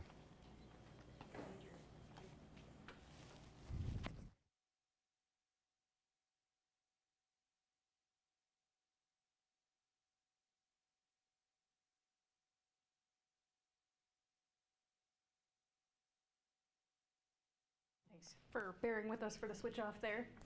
So, my name is Melissa Carlson, and I am an on-farm research coordinator for Minnesota Wheat's On-Farm Research Network. The on-farm network is funded in part by your wheat checkoff dollars. And so we do replicated strip trials on different production practices out in your fields using your equipment. So it's kind of like taking some of the small plot research and scaling it up to testing it full field across a full field on your farm. And so we're mostly funded by the wheat checkoff, but we are also grant funded through the Minnesota Soybean Council, some MDA grants, and through AFREC, which is the fertilizer checkoff. And so we've been doing, I'll give you guys a quick rundown, some highlights from this year, but you guys also all received our annual results book in the stack of materials that you got at the door. And so all of these results and more are in these books for you guys. So research trials that we did this year. So we've done wheat seeding rate trials for the past, I think, 6 or 7 years, and so we wrapped that up this last year. We have also done flag leaf fungicide trials, looking at different fungicides, adding a application of Preaxarin at the flag leaf timing to see if that would help yield. Oops, I'm getting a little clicker happy here. We've done research with nitrogen stabilizers. We're continuing on combine protein mapping research. We also have a kind of a 4-year project looking at elevated P and K fertility over 4 years of a wheat and soybean rotation. And then for the last 2 or 3 years, we've been looking at green seeding soybeans into a rye cover crop. And so these are some of the trials that we were working with this year. Some quick highlights from this year. Our 2021, our seeding rate results, we tested Torgy, Washburn, Valda 9590. In the past, we've done Linkert, Bowles, Lang, I think 1 or 2 other different varieties in there. And so we did 3/4 million, 1 1/4, and 1 3/4 million plants per acre seeding rates, trying to test the differences. And this year we saw some differing. You can see there's a couple differing. I think this is on a timer actually. So there's some trends you can kind of see, but we actually didn't get any statistical differences in the seeding rates, even between that 3/4 million and the 1 3/4 million seeding rate treatments. Although this year I think that was mainly due to the fact that we didn't really have weed pressure. In a normal year we would have weed pressure, and I think that lowest rate would definitely have some yield loss. Looking at kind of all of our data from the last 6 years and all of our varieties combined. We did kind of an economic analysis. This chart's kind of hard to read on the screen, but it is in your book with some other charts in there looking at seeding rate, optimal seeding rates by variety. You can kind of see where optimal seeding rates tend to break out there by variety, but overall, that across all varieties, that university recommendation of 1.4 million plants per acre is still your optimal generic seeding rate. A different trial that we kind of wrapped up this last year was a flagleaf fungicide trial. We had no real differences this last year because there was no disease. So this is a table that we had from our data from 2018 through 2020, previous year's data looking at kind of yield bumps that we sometimes got among the different varieties that we tested. We tried to test more disease tolerant and more disease susceptible varieties. Spitfire 9590, we didn't really get any differences in yield, both Mayville, Valda, and when we combined all of our results across varieties, we saw from a 2 to even a 4 bushel yield increase with that flagleaf fungicide application. But just depending on the magnitude of your yield increase, kind of depended on whether or not it was a break even or if you profited from that. But that was, granted, it all depends on your application cost too. So we used a $14.50 per acre application cost. So if you're using maybe a cheaper fungicide or your spraying costs of going across the field are a little bit lower, it might be a little bit easier to come out on top with that application. Another thing we wanted to highlight from this last year, we had one location of green seeding soybeans into rye. So we're trying to do a little bit more cover crop research. And so this seeding rye after wheat harvest and then planting soybeans into that rye in the next spring is kind of an easy way for folks to try cover crops, since you've got a little bit more time after wheat harvest to get that established, or get that cover crop established. And so we wanted to test that effect of planting that rye on the following soybean crop. And so what we did with this trial, we had 3 locations over the last 3 years, but just this last location in Roseau in 2021, at all 3 locations, we terminated the rye with kind of the usual first herbicide pass about 2 or 3 weeks after planting the soybeans. And usually by that time, the rye was either headed out or in boot. And basically, we've determined that that is too late, and you will have a yield decrease if you seed or if you wait to terminate until that first herbicide pass. So the rye, you can see there on the right there, the rye got pretty big. This year the rye was late boot, just about to head by the time it was terminated. And we had, that rye did take up a lot of nitrate this spring. You can see by the time it was terminated, that rye had taken up almost 30 pounds of nitrogen compared to the no cover crop control. And but that rye it did stunt the soybeans a little bit. So we had some differences in soybean height and growth staging. It held them back a little bit. And we ended up with a 6 bushel yield loss when we waited to terminate that late. So kind of what we determined is that we really need to terminate that rye earlier if we don't want to have yield loss, if we're gonna try and fit a cover crop in between wheat and soybeans.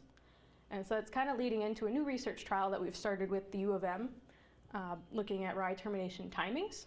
And so we have 2 sites that went in last year, and hopefully we'll be able to get some more sites going in this next year, or this next fall after harvest. Looking at termination timings of a week prior to soybean planting, soybean planting, and then just a week after soybean planting. So trying to get what benefit we can from that rye, but still terminating it early enough so that it's not affecting the soybeans. Other trials that we're still continuing on with are year 4 of our rotational elevated P&K fertility trial. New trials that we are starting this year, and we'll be looking for participants if you're interested in trying one of these trials out on your farm. I've got some protocols in the back if you'd like to look through some of the protocols. We do reimburse farmers for doing the trials at the end of the year also. We'll be looking at foliar copper applications on wheat right about the tillering time. If you'd like to maybe try out reducing, if you thought about reducing your tillage passes on your farm but maybe haven't tried it out yet, we'd like to just do an easy trial of 1 pass versus 2 passes of tillage in the fall. And that kind of goes hand in hand with another trial that we would like to do, looking at the value of volunteer spring wheat. Letting your volunteer wheat grow in the fall and kind of using that as a cover crop, and how that can maybe help with what effect that might have on the soybeans next fall, or in the spring, sorry, what effect that might have on the soybeans in the spring, stand establishment, will it help with blowing? And we're hoping, and we're going to try and talk with the NRCS and see what we can do to maybe, how we can use this data, maybe state level, maybe nationally, how we can maybe use it to get volunteer wheat recognized as a cover crop if we can.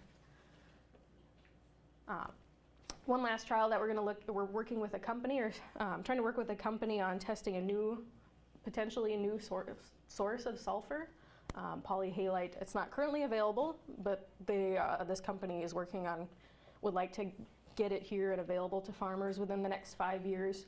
And so this would be comparing this polyhalite sulfur to maybe what AMS or whatever your usual sulfur source would be. And so those are the trials that we'll be looking at and looking for participants for this next upcoming season. All right, so that was just a quick recap of what's going on with on-farm research. We've worked with a couple participants here in the crowd, and we've worked a lot with Valley United Co-op to do some fertilizer trials in the past, and so we appreciate their help. And with that, I'm going to turn it over to Angie. So thank you guys for coming out today.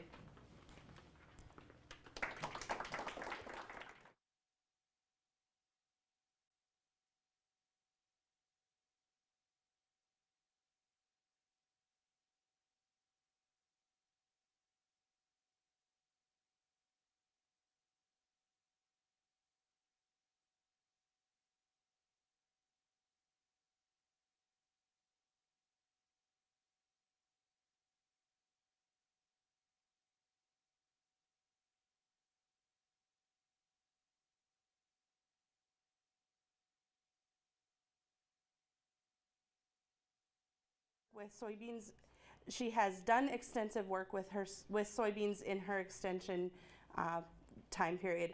Angie's going to talk to us about the biology and management of the 2 spotted spider mites in soybeans. So please welcome Angie.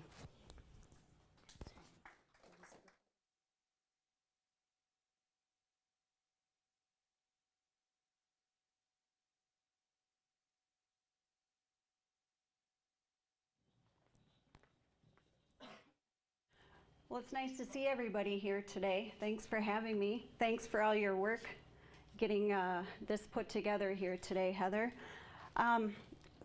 Who had spider mite problems this past year? Some people will admit to it.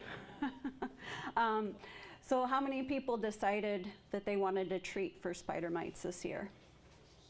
Couple people, okay. So much of this presentation comes from Bob Cook, although we had a soybean IPM survey that ran throughout, well, I think it's run now for the past 5 or 7 years, something like this, where we have 3 college students that act as scouts and go out into soybean fields randomly and scout for insect pests primarily, although they are also looking for diseases. So just so you know, all of that work has been funded, or most of it has been funded by the Minnesota Soybean Research and Promotion Council. So I wanted to get that out there right away. So 2-spotted spider mites have a worldwide distribution, and pretty much most crops, especially most crops in our cropping systems up here, tend to be susceptible to being colonized by these 2-spotted spider mites. You might be able to see from this picture right here, there's 2 little spots on the sides of these spider mites. I personally couldn't see them with the naked eye, but if you look at them under magnification, which is what you're seeing here, you will be able to see those spots. For comparison, size comparison, here's a soybean aphid here too. They tend to be very slow moving. They'll have a yellowish, greenish color. Sometimes they'll be a dull orange in color. They cause a couple of injury symptoms. So stippling, which is actually this kind of pale discoloration of the leaf tissue. Stippling is caused by the spider mites feeding and sucking out the contents from individual plant cells.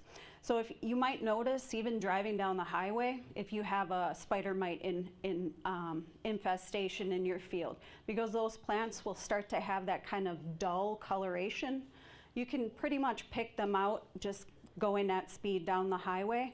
But if you looked closer and you had a magnifying or hand lens with you, you could see that stippling quite easily. They can reproduce really quickly, and just like with other cold-blooded animals, their development, their growth and development is really driven by heat. And so they need heat in order to grow and develop, and the greater the temperature, the quicker that their development is sped up. So eggs will hatch in about 5 days when we're in the upper 70s to mid 80s in temperature. You can actually have an entire, going from egg to adult in about five days. And by adult, roughly 2 days later, you can have that female begin to lay eggs. She will produce up to 300 eggs in her lifetime, and that typically lasts about a month. The one thing about spider mites that makes them a bit interesting, well, there's a couple of things, and I'll tell you about them. Females don't need males to reproduce, to make viable eggs. They can have viable eggs without males or with males. The problem is when you end up with eggs that are the result of just the female, no male fertilizing that egg, what that means is that there's a single copy of all of the genes for spider mites. And what that means is if there's a mutation in a gene of importance for, let's say, the ability to survive an insecticide or a miticide application, that mutation won't be masked by the other copy of the gene. So that has really, in that part of their life cycle, really has great implications for the development of resistance, pesticide resistance.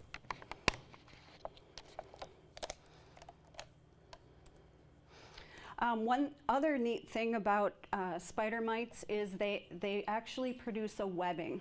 If you look underneath on the bottom surface of our leaves, you might actually be able to see this webbing, and it's important for them and their survival for several reasons. It keeps the eggs from drying out.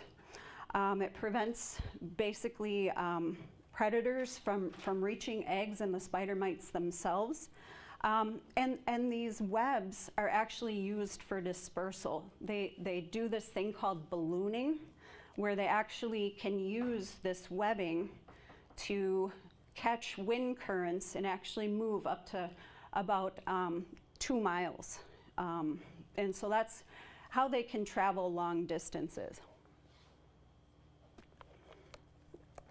So spider mites tend to, most years they'll tend to spend their time in the perennial vegetation that surrounds our fields. And it's only typically in drought years where we'll see populations move from that perennial vegetation and into our soybean fields in this instance. So if you think back to many of the pretty big drought years in Minnesota recently, so many of them have been big spider mite years. The reason for this is because the quality of that food source and the perennial vegetation tends to degrade over time quicker during drought years. The soybeans as a food source, that food source tends to get a little bit richer for them, and that really accelerates their movement. So one of the things we kind of count on are natural biological enemies of spider mites for some free control. One of these is fungi that actually will actually feed on insects and mites. Dry years, you don't have a lot of fungi around. It just doesn't favor that interaction between the fungus that feeds on the mites, and so we don't get that natural suppression. And then the speed of the mite reproduction speeds up, like I said. So this map right here was produced by NDSU IPM program, but this is based on data that our scouts collected. And so our first reports of spider mite infestations in northwest Minnesota were June 21st. But this map is from the middle of July to late July. All of those individual black dots, those were fields that were scouted, but the scout didn't find the spider mites in that particular field. You'll see the left-hand Minnesota map, that's edge of field infestations. The right-hand map, in the next couple of slides I'm going to show you, that's within field infestations. So those fields that are represented by a red triangle, those are the fields that had spider mites either on the edge of the field or inside within the field. Here's a week later. Here's the week before. Here's the week later. So spider mite infestations can kind of blow up pretty quickly, like I was showing you how quickly their reproduction can happen when temperatures are hot. And you can see that right here with the data. And this is the last series of weeks that our scouts went out. This was right before they went back to college, but you can see just how widespread the infestations were in northwest Minnesota this past year. Like I said, spider mites feed on plants by using their mouth parts to suck out all of the contents of individual cells. So they'll tend to take out the chloroplasts. Those are the green parts of cells. That's the engine that makes photosynthesis happen. And so when the mites go ahead and feed on a cell, it can no longer, it's no longer a cell. It dies, it collapses. The amount of damage that a single mite can cause is pretty substantial. So in a single minute, one mite can feed on 100 cells. So you think about that when you have a heck of an infestation, just how quickly your plant cells can be degraded over time.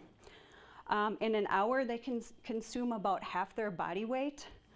And like I said, those cells have broken down, they collapse, and they're no longer able to be the engine that we need our soybean plants to be. We end up with that stippling, like I said. You can have defoliation, and that loss of chlorophyll, like I said, means the loss of photosynthetic ability and potentially plant death. You can have up to 1,000 mites per leaf. That's pretty gross if you think about it. The leaves themselves will, after a certain point, the plant decides, you know what, there's just not enough of those photosynthates coming back out of the leaf itself. It's dead weight, we're gonna just shed it and put all of our resources into other leaves on the plant. We can see entire plants defoliated, and I actually did see that this past year. I think that Heather let us know that that I work up in Crookston, so Crookston and Red Lake County, that was some of the areas that were pretty darn dry. I think we reached the exceptional drought designation this past year. So you could kind of see a line of where it might not make a whole lot of sense to apply a miticide or an insecticide, and where, you know, maybe there would be some yield potential to continue to protect. You can, even if you don't lose all the leaves, you can end up with pods that shatter, wrinkled leaves. That's no good. And then obviously, up until the plants have reached full seed, you still need to be concerned about spider mite infestations. So here's a picture I took August 5th. This was a field in Red Lake County. So one thing I wanted to share with you here is this particular field. You can kind of see down the middle of the field here, the spider mites moved in here. If you look a little bit closer here, these individual plants, they stayed pretty darn green. Going in here, you could still see that there was an infestation, but that infestation was nothing like here in this particular field.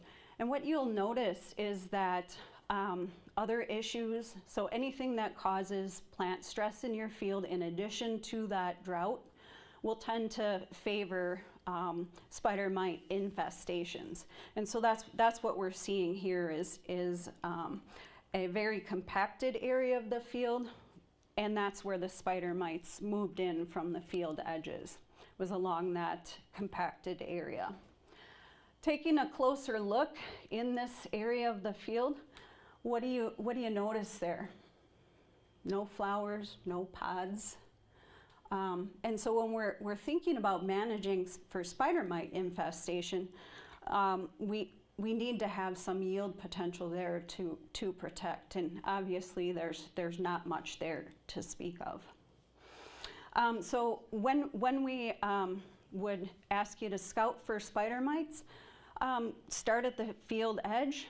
It makes sense to go to the side of your field that's closest to alfalfa, that's closest to CRP, something where those spider mites can move in from those perennial plants. Go ahead and pull up the plants themselves and take a look at the bottom of the canopy, the middle, and the top. What you're going to be looking for is presence of spider mites, and then how much, just the degree of damage. And that's going to really determine whether or not you decide to treat. One really nice trick, if you don't have great eyesight, I mean, I have bifocals and I can't see the individual spider mites without some assistance. And so what you can do is take a white sheet of paper out and into your field, put it underneath a plant, go ahead and shake that plant, and see if you see something that's kind of that dull orange color moving around. Little small specks moving around, and most likely those are spider mites. Then if you find the spider mites on the outside edge of your field, move into the field and walk in a pattern, so you stop every now and again, look at two plants. And like I said, look at that bottom, middle, and upper canopy for injury, and then also spider mites if you can see them. So I have some handouts here that I made, and it has the two-spotted spider mite infestation scale, and this is a tool that you can use to determine whether it makes sense to apply an insecticide or miticide. And it depends on, like I said, where in the plant you are seeing injury, that's stippling and leaf loss, and if spider mites have moved from the lower canopy up into the middle canopy and then into the upper canopy. That tends to be how these infestations progress. But you can see this was developed by a couple of entomologists that work for the University of Minnesota, and it really is designed to help you to make an impartial decision about whether or not to treat before economic loss has occurred. So these spray thresholds are meant to provide that protection of the yield potential before economic loss has occurred. We want to, like I said, preserve that yield potential, and that's the best way to do it. So there's chemical control. So you do hear about people that will just spot treat. Sometimes people luck out, but the general recommendation, just because you know, maybe the spider mites have moved further into the field, maybe they just haven't been there long enough to cause visible injury, but the treatment recommendation is to not spot treat the entire field. Make sure you have adequate carrier volume. That's really important. So for ground rigs, 20 gallons per acre is the recommendation. By air, 5 gallons per acre. Make sure that you go out and check to see that your application has been successful. The reason you're going to want to do this is because of insecticide resistance concerns that I told you about a little while back. So you'll want to check in about 5 days, make sure that it was a successful application. If it wasn't, let's say you still have additional injury symptoms and you see a lot of spider mites still moving around, make sure you use a different an insecticide or a miticide from a different class. So rotate your chemistries, again, for resistance management concerns. So on the back side of that handout that I have for you is a list of different labeled insecticides and miticides. And there's a couple of different columns. So we have whether they're labeled for soybean or corn in this instance. If that chemistry is also labeled for soybean aphid, the growth stage of the spider mite controlled. So does it manage the eggs? Does it only manage the immature mites, or does it also take out adults? How about adults and eggs? And so it talks about that. And then it also has a couple columns for resistance concerns. So one thing that sounds like David talked about and the gentleman that spoke with Missy talked about was that we no longer have residue tolerances for chlorpyrifos, and so that is one tool that's no longer in our toolbox for spider mite control. But there are several, I think I counted 7 different pesticide classes. And so we do have quite a few tools that are still left in our toolbox. And then we also have some mixtures as well. A caution. So this is something to be aware of. What research has shown is that in this case, this is these neonicotinoid seed treatments. They tend to suppress defense genes, and in this instance, you'll have this left-hand bar here is untreated, and then the right-hand bar is treated with a seed treatment neonicotinoid. And this is the average density of spider mites. You see you have a significantly higher density in those plants that were treated with thiamethoxam, for example, in this instance. What they find is that on average, soybean grown from neonic treated seeds tend to support about 50% higher spider mite populations. So be aware of that. Again, resistance is a concern. You might notice here that the number one resistant arthropod species, two-spotted spider mite. This is worldwide, but this is a concern, and so that's why we really urge you to rotate chemistry. You might be wondering, how does an infrequent pest develop resistance? Well, the theory is mismanagement of soybean aphid. So mites are endemic, they're always present, okay? And using insecticides, for example, before treatment thresholds have been reached, that would be an unnecessary insecticide application. And so make sure you reserve those insecticides for when you actually need them. So to close it out here, Scout, use that treatment threshold. Treat the entire field if you've reached that threshold. Make sure that the treatment actually worked. If you need to treat again, go ahead and use a different insecticide or miticide. Questions?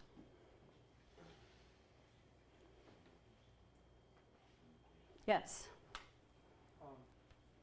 You recommend not spot treating. So they're coming from the perennial grass, field borders, waterways.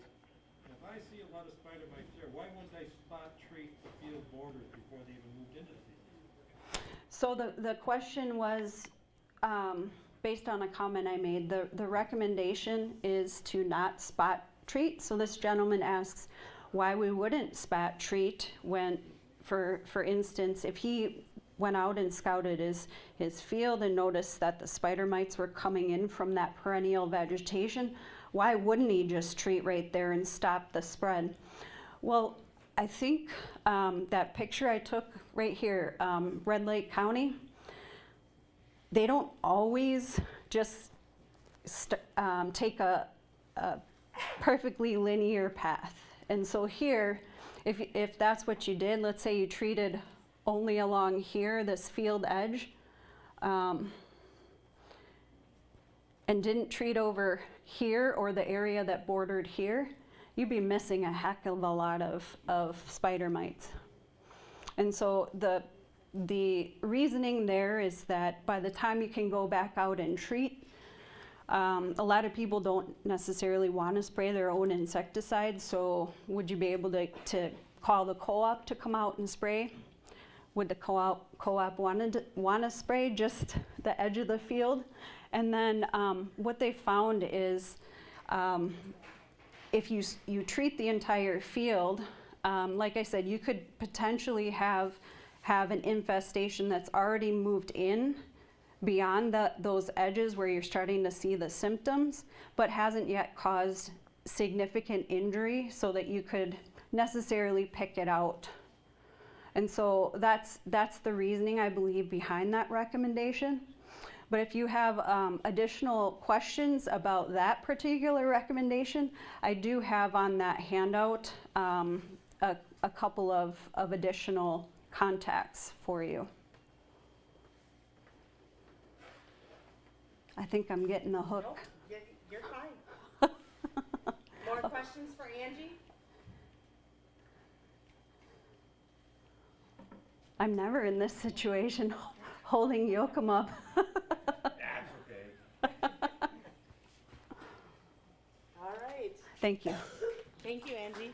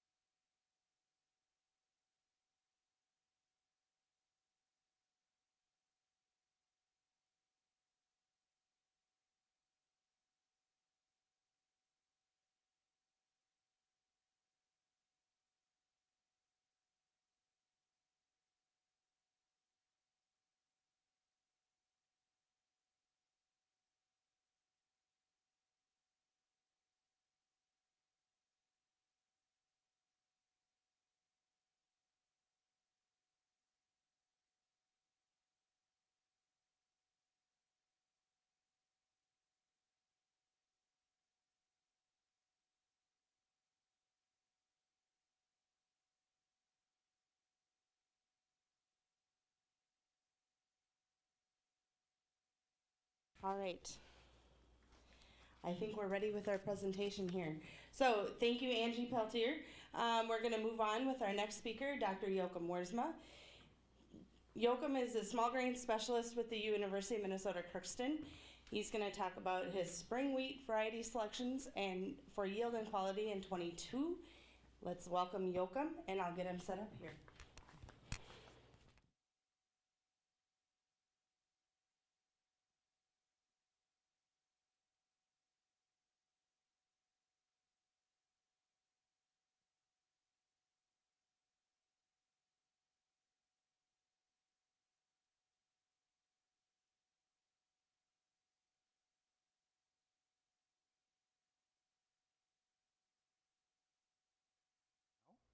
On the live feed. There you go. Do I really have to use this one too? Yep. Oh, dang it. Okay. Here's a clicker for you. Too many things. So all my talks that I've given in the last 10 years are on this thumb drive. And this morning I had this thought that, what happens if I do this? Do I get a new talk? So we'll do the variety update. For some of you, this is going to be old hat, because I've seen your face in the last week and a half already. I have more talks, and I just created a new one because I shook it. We can switch if we run out of things to talk about. Hindsight. I always like to look at the trials and production from the last year, and to paraphrase a great quote out of one of the first movies that I ever saw when I came to this country, which was Grumpy Old Men. Is it dry enough for you? I can't say too cold enough for you, because it actually is pretty decent outside right now. So our average for the state was 48 bushels per acre for spring wheat, which is another 5 bushels less than the year before, which I should have retired in 17, because in 17 we broke the state record by a large margin, and ever since then we've been going downhill. So the question then is that, are we on a trend line, or is this just a string of bad luck? You've always heard me say that the best chances we have for a good wheat crop is if we start early. And we actually did start early. Across most of the region, actually most of the state, we started really, really nice and early. Why? Well, the drought that basically happened last year started the year before. The driest swath was actually from Lake Traverse, Kitty Corner over to Duluth. And that band expanded over the whole year in 21, and even in the winter of 2020, from between 20 and 21, that band had gotten wider enough. So by the spring, actually, I think 2/3 of the state was already considered dry. It only got worse after that. So on the station, we had the second driest first 6 months ever recorded. Now that's a single point data, and it actually was the driest first 9 months at the station ever recorded. And that's 130 years of weather data. Drier than the Dust Bowl by a stretch. So wheat, the first 9 months, wheat is done. You should be very, very happy that we got some rain just before beet harvest, because those beets were like sponges and soaked up that water, and that allows those beets to be stored. If they hadn't had moisture in them, we would have had another disaster on our hands. So yeah, delayed harvest a little bit, and that extra 10 days gave another 2 tons per acre. So nobody's complaining about the beets. But we lived on borrowed water pretty much the whole year. The other thing that's interesting is that across many locations in the state, we had the hottest average temperature ever recorded. While at the same time, we had fewer 90+ degree days than many other years. I think in the case of Minneapolis, it was only in the top 15. And if you were in southern Min, it wasn't even in the top 20. But we were the hottest on average. How can that be? Especially across the south, it was because we had very warm nights. Meant high dew points. The only exception to that high dew point was basically northwest Minnesota. And what have I always said about high nighttime temperatures and wheat yield potential? Bad combination. So all in all, we've seen, and I've in my career, which is now 25+ years in this neck of the woods, I've never seen this much extreme variability within a farm where previous crop made a huge difference. And I'll show you a little bit of data in a little bit. But say from some of the growers between Fisher and Crookston, old beet ground, they were in the low teens. And if they had dry bean ground, they were in the mid-60s. If they caught one rainstorm by Key West, they were in the 80s. That's how much variability there was, in some cases in single operations, but within small regions, small distances, and thus across the whole state. So you've heard me say that plant breeders, once they get into their career, are going to be gray, bald, and grumpy. And it's because we have this thing called genotype by environment interaction, where you think you had something and then the next year happened and you went, oh shit. Well, we had an oh shit year by a long shot. It's called a textbook lecture in genotype by environment interaction. And we have a couple of varieties that really took it on the chin. And in some cases, I can't explain it. Well, in this past year, I can't explain it other than, yeah, it was dry. So you guys, in the world of Twitter and instant other gratifications, you want things faster and faster. And so the university being the university, and we're almost like the government, despite individual personalities, we would normally release our yield trial data not until January, beginning of January. And you guys would go like, yeah, but I make all my purchases before the end of the year. Can't you speed this up? Oh, okay, I guess, if you want to. So we've done for about 2 decades now, share the results in early November, or actually mid-October, with Minnesota Wheat, and it gets published in Prairie Grains. And Marlene, in the back there, has to pull nails every single year to get us to get that data in time, where I get daily, if not hourly reminders. Joachim, where's the data? I'm working on it. Give me a minute. So, and you guys, we're still wanting to have it faster. Okay, so we changed our setup a little bit.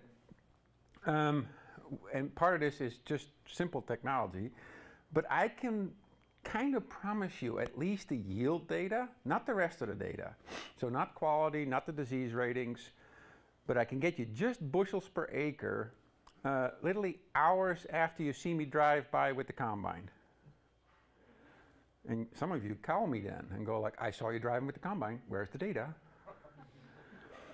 What that looks like is this website called varietytrials.umn.edu. I pulled up the rye, in this case, the winter rye, and we have this Google sheet now nested within the web page, and I can actually post to that literally the moment I pull the data off the combine. I have to do a little bit massaging of the data. I'll look a little bit at if the data isn't completely wonky. I might run it a little bit, not cursory, but I might run it fast through some statistical packages and go like, okay, it's halfway decent data, and I can publish it. It's not quite point, click, and ship off the combine, but it's pretty darn close. So hold my feet to the fire, and I'll see if I can get the spring wheat data organized as well this way. Because as long as I can get the data off the combine, I can get it fast. If the data gets collected manually, in other words, harvested in bags, and the bags get into a toad, and then eventually they get processed, that's not going to be as fast. So, recent U of M releases. Linkert was #1 for 5 years, dropped to #3 this past season. The newest release is Torgy, bumped to 10% of the acres. If you look at the privates, we see 2 more purveyors of genetics, Champions Alliance Group and Peterson Farm Seeds. Everybody knows Peterson's Farm Seed from soybeans. They're new forays into spring wheat. And you gotta like a company when they can come up with a name for a variety called PFS Buns. All the other things, they have numbers, but with wheat at least they gave it a name. Because when you give varieties numbers, I lose track of them. Needless to say, Cropland Genetics pretty much completely changed their lineup and took like 4 or 5 numbers out and put 3 new ones into the trials. Meridian added Cobra, and Syngenta added Gunsmoke and Smith. And Gunsmoke is also a beyond herbicide tolerant variety. That's the CL2 designation, Clearfield. So the variety survey, like I told you, Lincoln dropped to 3rd, Valda stayed in 2nd, 9590 from Westbred became the dominant variety. 9479 stayed 4th, and then Murdoch jumped to 5th place. And that's where the story starts, because I'll get into the data. So, location summary. I do this kind of to give you an overview of all the trial locations as far as how they did.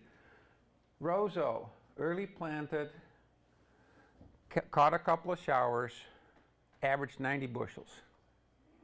Pearly, which isn't that far from here, wasn't as lucky with the rain. They missed most of the rains. They had one, but they missed most of them.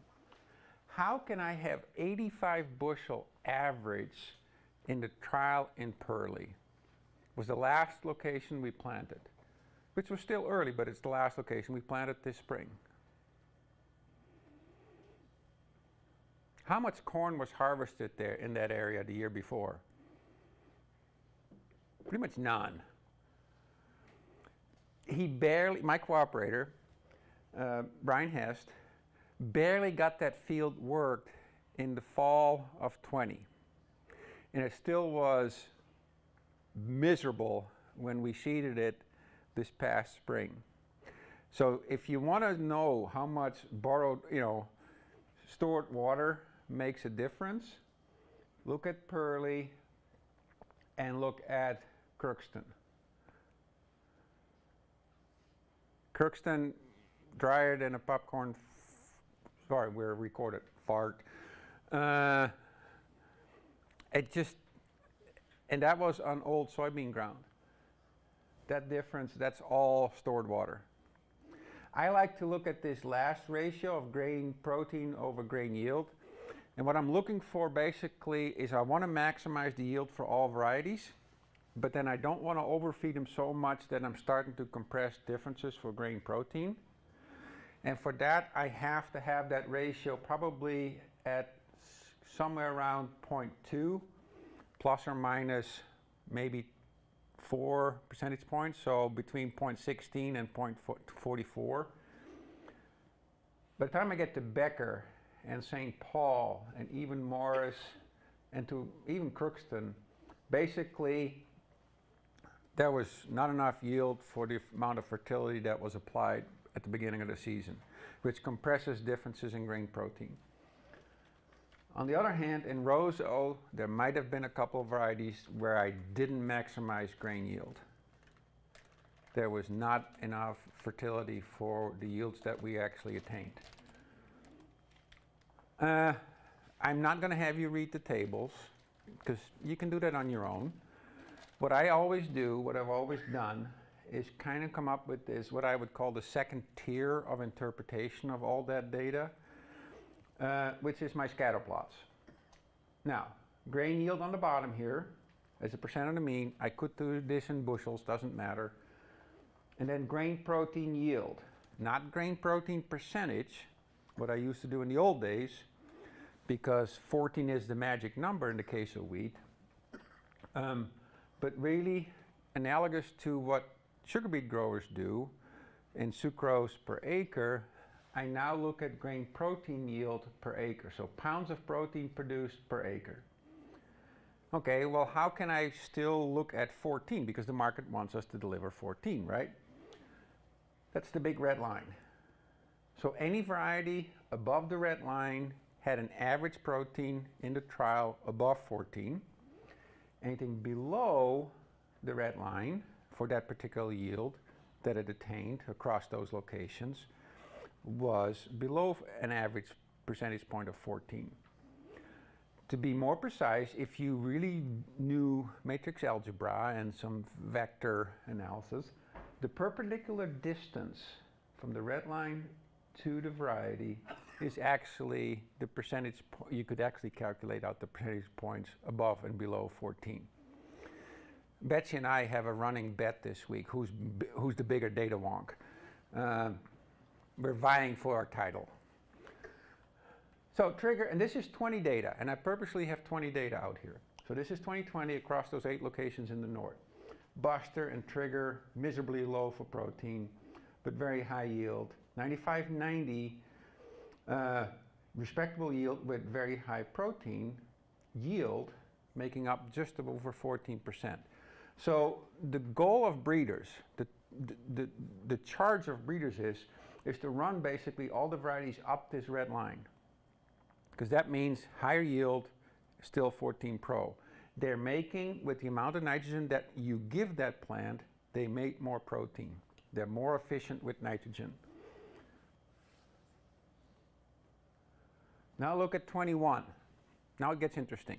What's the first thing you notice? Are most of the varieties below 14, or now all of a sudden most of the varieties above 14? Most of them are above. That is what we would call a genotype by environment interaction. All the varieties responded a little bit better in a way. Basically, they made less yield, maintained pretty much the same amount of protein per acre, but diluted it with less starch, meaning all of a sudden our percent protein went up.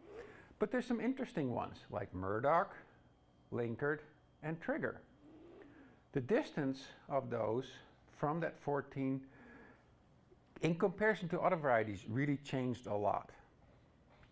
Okay, for Murdoch all of a sudden to be that high in protein compared to the year before, what does that mean? Less yield. And we'll get to that. Because it barely was 90, and the year before it was at an average of 105. We'll get back to that. So what happens when you do multiple year data? I've always said, don't ever look at single year data.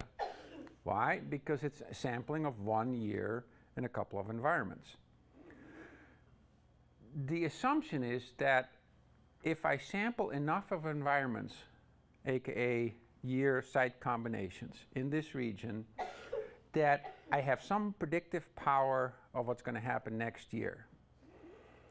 And then we have a monkey year like 2021, and everything falls by the wayside. So when we come to my picks, the big question you have to ask yourself is, are we going to have a year like last year, or more a year like 20 and 19? because that's going to make a big difference in how we're going to interpret the data. So, multi-year comparison. 2 years of data. Trigger is back to higher yield and about the same protein, but it's lower protein. Murdoch is now averaging out to just over 100. Linkert is back to 90% of the mean. If we look at 3 years of data, Linkert, McLeod, Trigger, and the other ones are all kind of lining in there. Look what 9590 is, and this one, where did it go? I miss it. It's in here somewhere. Must be in this pile somewhere. There's 9479. Oh, no, there it is. There's 9590. So things with the 2-year data start to act more like they did in 19 and 20, which makes sense because I'm diluting out the 21 data. But at 3 years data, that really becomes evident. Okay, so then the big question really comes back to, should I look at the 1 year data from this past year, or should I still start looking at the multiple year data? So, because what you like, or what your banker even likes better, is predictability. Well, if you want it to have predictability, you should have built a greenhouse. Unfortunately, we didn't. And so we have to deal with this G by E. But not every variety does it the same way. And so in those scatter plots, you have to understand that that single dot on that graph actually has an elliptical around it. And in that elliptical, I can put every single individual data point that contributed to that little dot.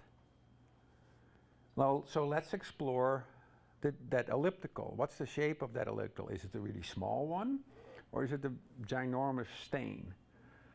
Now, the reason I don't do that in those plots, because with 45 ellipticals, I'm creating abstract art. And you really would look at me like, okay, he lost his marbles.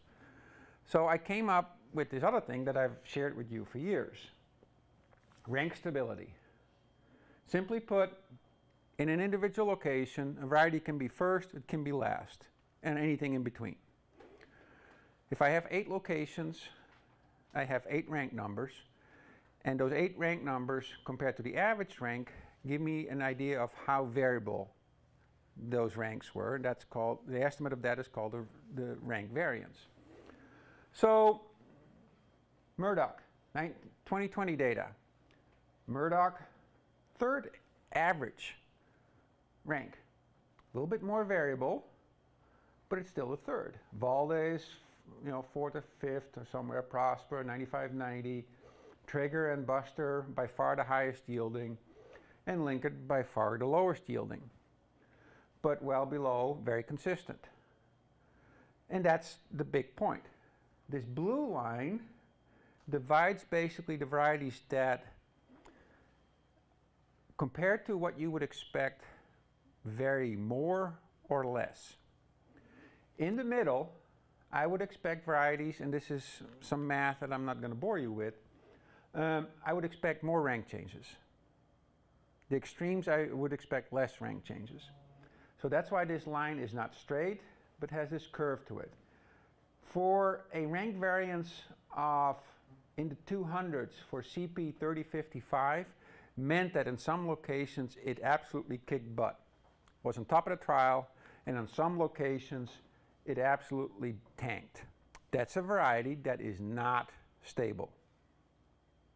Okay? That's what that means. Where a variety like Valda is steady Eddie. Shows up pretty much on the same spot in the trials every single location in that particular year.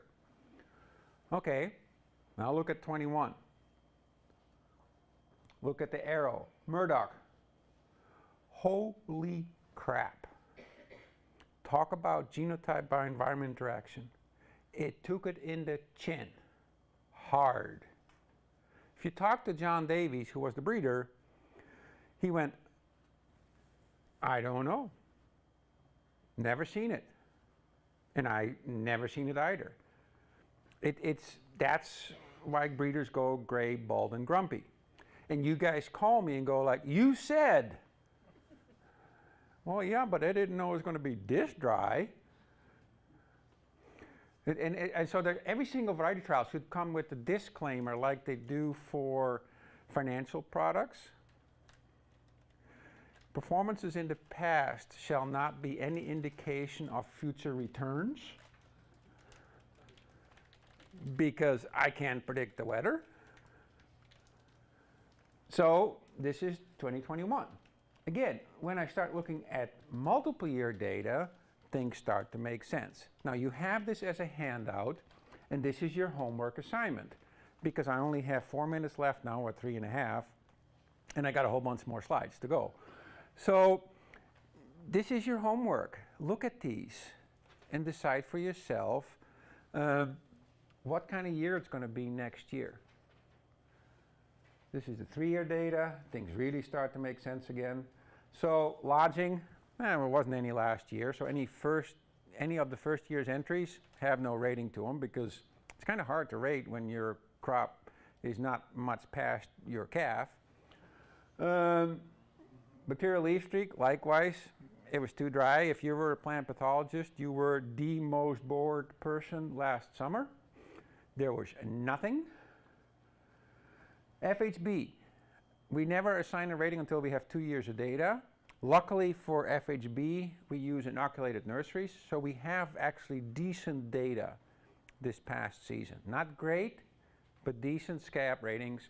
So some of the 2 years now, data like Driver, Gunsmoke, Torgy, we already had a rating for Torgy, that's a bad example. But Gunsmoke and Ranchero got ratings. Smith got a final rating of 6. Murdoch got a final rating of 7, which is one more reason Murdoch isn't going to make it in our picks. So the bottom line, like I said, I'm a lousy meteorologist. And you know, as well as I do, that whatever you have in the bin, the market doesn't want. Why? Well, you and your neighbors pretty much all endured the same circumstances, and therefore you have pretty much what the neighbors have too. And so on, that's why at one point they were threatening even discounts for high protein. Eventually they kind of walked away from that, but they were really worried that they were going to have way too much protein, which makes, the elevator meeting their tender kind of challenging. So, picks. Basically, nothing with an FHB rating over 5 or bacterial leaf streak rating over 5, nothing with a pre-harvest sprouting rating over 2, and then basically varieties that are below the blue line. Those are what's in here. We kicked Ingmar out. We're not adding Murdoch, but we added McLeod kind of as a high protein variety, and SY611CL2, which is also a herbicide resistant variety, as a balanced variety. We still keep Linkert in basically as a historical precedent because it's been such an important variety. But Washburn and Turkey in the north, and in the south I'll add Lang to that equation. We keep Valda really as our high performance variety in there, and 3530 as a balanced variety. We took Trigger out, partially because it bounced around really last year, partially because the protein is low, and then the quality of that protein is marginal. I'm still, if you're comfortable with Trigger, I'd still push it. So something new very quickly, we're going to release Rotsay. Think of Rotsay as Shelly with Linkert straw strength and Linkert disease package. So higher yielding, better straw strength, but a little weaker than Torgy for diseases. Questions on anything? Because there is something here about aphids and a couple other things like weed stem sawfly and fungicides. Austin. With the, you'll come with the dry conditions, the wheat.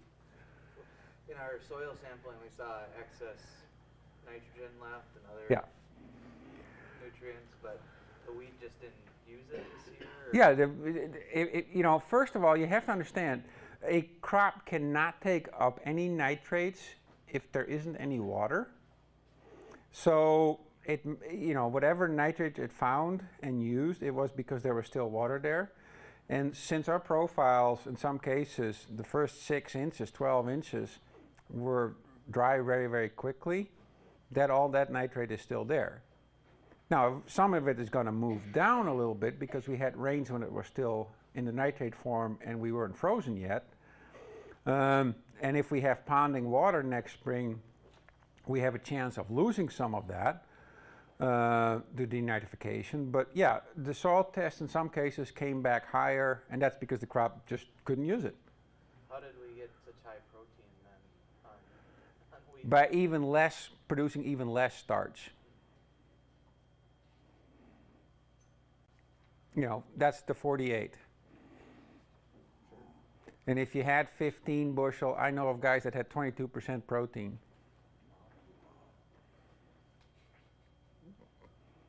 That's, you know, that's a protein bar. Other questions? Yes.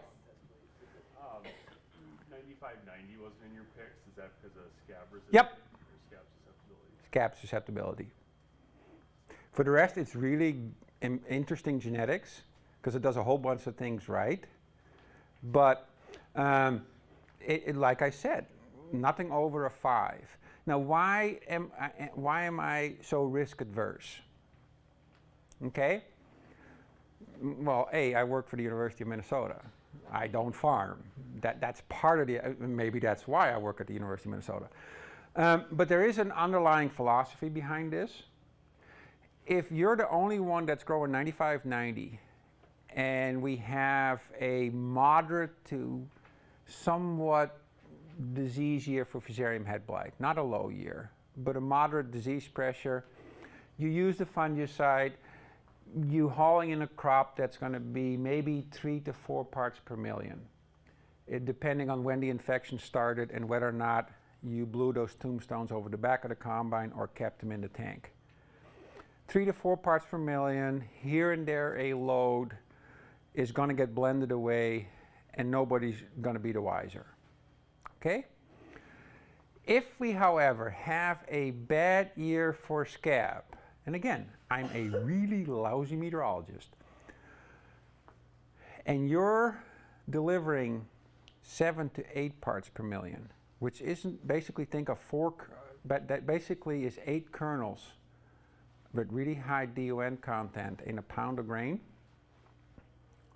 So that isn't very many. I'm at 8 parts per million. And all the other guys are delivering 4. Guess what?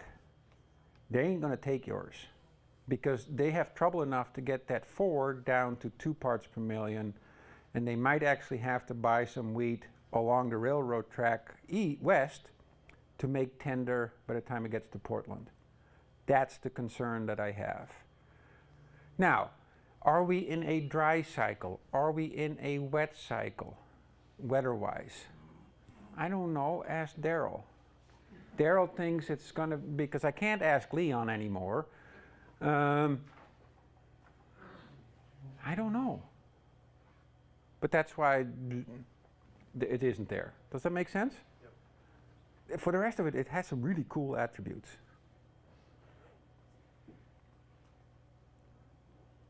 That's it. That's it. Thank you. You're welcome. To visit the vendors along the sides and Well, we're coming up on a trade show break here for our 44th annual Norman County Ag Day on yourliveevent.com. Glad you're sticking around with us. A good couple of speakers here this afternoon after we got the Minnesota Wheat Grower and Wheat Council update. Angie Peltier talking about those 2 spotted spider mites, and we also had Dr. Joachim Wiersma there telling us a little bit about different varieties on our spring wheat, and very interesting, very good information. Hope that you all at home are able to take in that information and do a good job making some picks with that. Coming up after our trade break, James Cruz, who's the County Executive Director for Norman and Clay Counties with the Farm Service Agency, will be speaking, and so that'll be the thing to round us out on our 44th Annual Norman County Ag Day for 2022. It is January 26th, 2022, so some of the information today may not be pertinent to later dates, especially some of the stuff talked about by Betsy Jensen, but still some great information, so I encourage you as you're watching this back, or if you go back to watch any of this, I encourage you to take some of this, I guess, with a grain of salt in a sense, because some of these information, some of these things change, but all great information for today, all part of the 44th Annual Norman County Ag Day, and along with the Small Grains Update presented by the University of Minnesota Extension, and along with the Norman County Soybean Growers and Norman County Corn Growers Associations. Thanks so much to the Norman County Soybean and Corn Growers for making this possible as well. We are on a trade show break, and the program will return at about 2:45, so we'll be coming back. I'm Leif Bakken. This is the 44th Annual Norman County Ag Day on yourliveevent.com. More to come from the Farm Service Agency Executive Director for Norman and Clay Counties in just a bit. We'll resume. Thanks so much for being with us on yourliveevent.com.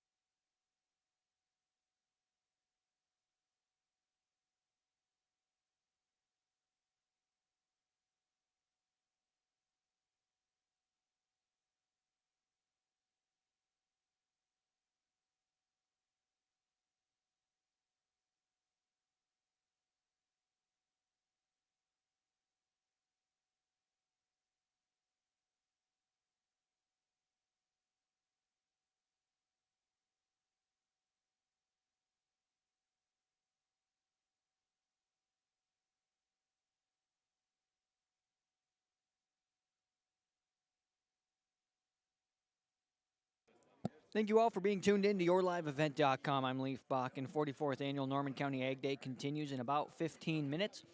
So stick around with us as we'll be wrapping the day up with James Cruz, who's the County Executive Director for Norman and Clay Counties with the Farm Service Agency.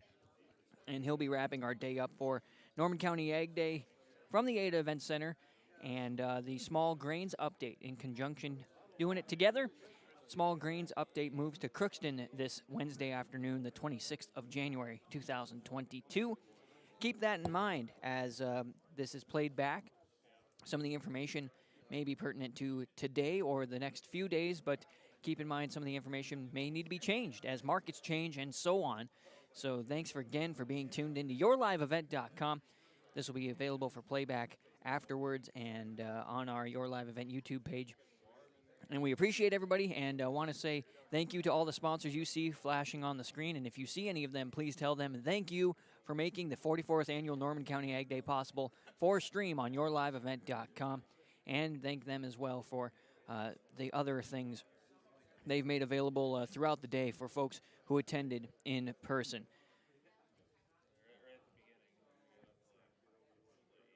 Thanks again to all the sponsors for making Ag Day possible.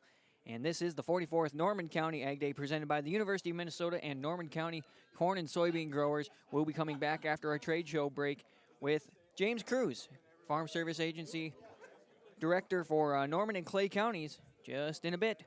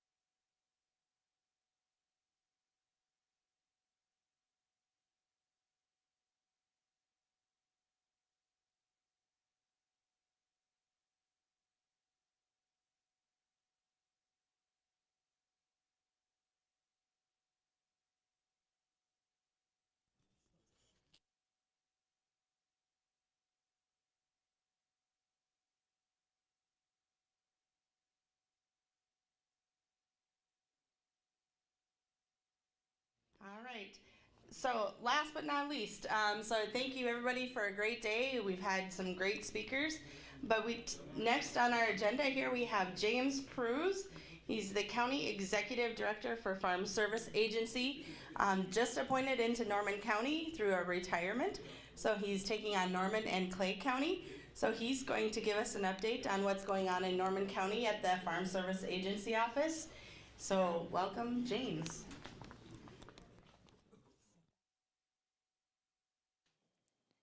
And before James gets started, as we make the transition here, thank you so much for being with us on yourliveevent.com for the 44th Annual Norman County Ag Day in conjunction with the Small Grains Update. And again, James Cruz, County Executive Director for Norman and Clay County for Farm Service Agency with the County Update. So we'll have this and wrap up our 44th Annual Norman County Ag Day. Thanks for being with us on yourliveevent.com. Good afternoon, and thanks for having me. Like Heather said, I'm James Cruz, the Farm Service Agency. I have been in Norman County 25 days. We started that January 1st after Randy Tufton retired after a very successful career here in Norman County. I've been with the Farm Service Agency for 27 years. Started on the farm loan side, now I am on the farm program side, but I have been in Moorhead and since 2003, and through a shared management arrangement, I will be managing both Clay County and Norman County with the plans to be in Norman County a minimum of 2 days a week. So we'll just kind of give a quick FSA update on some of our programs. First one, I just want to remind everybody on the agricultural risk coverage, ARC PLC programs. The ARC program is an income support, so we look at payments based on yield and price. And we also have the PLC program based strictly on price. So when the price falls below a certain price, then a payment can kick in. You do have the opportunity now in 2022 to change that election. So if you were on ARC County for all your crops, you have that opportunity to change it crop by crop. You could put corn into one program, soybeans into another program, but you do have that opportunity now in 2022 to make those changes. Anytime you're making a change on that election, anybody who has a share or crop on that farm, it has to be a unanimous decision by all parties. If we don't get an election submitted by March 15th, the farm will just retain that election you had in 2021. There are a couple web decision tools out there. One is through the University of Illinois and one is through Texas A&M. If you get our Gov Delivery newsletters or any information from us, those have been in that publication. Otherwise, you can contact us and we can get those for you. Along with an election, you always have to do an enrollment. So you actually have to sign that annual contract.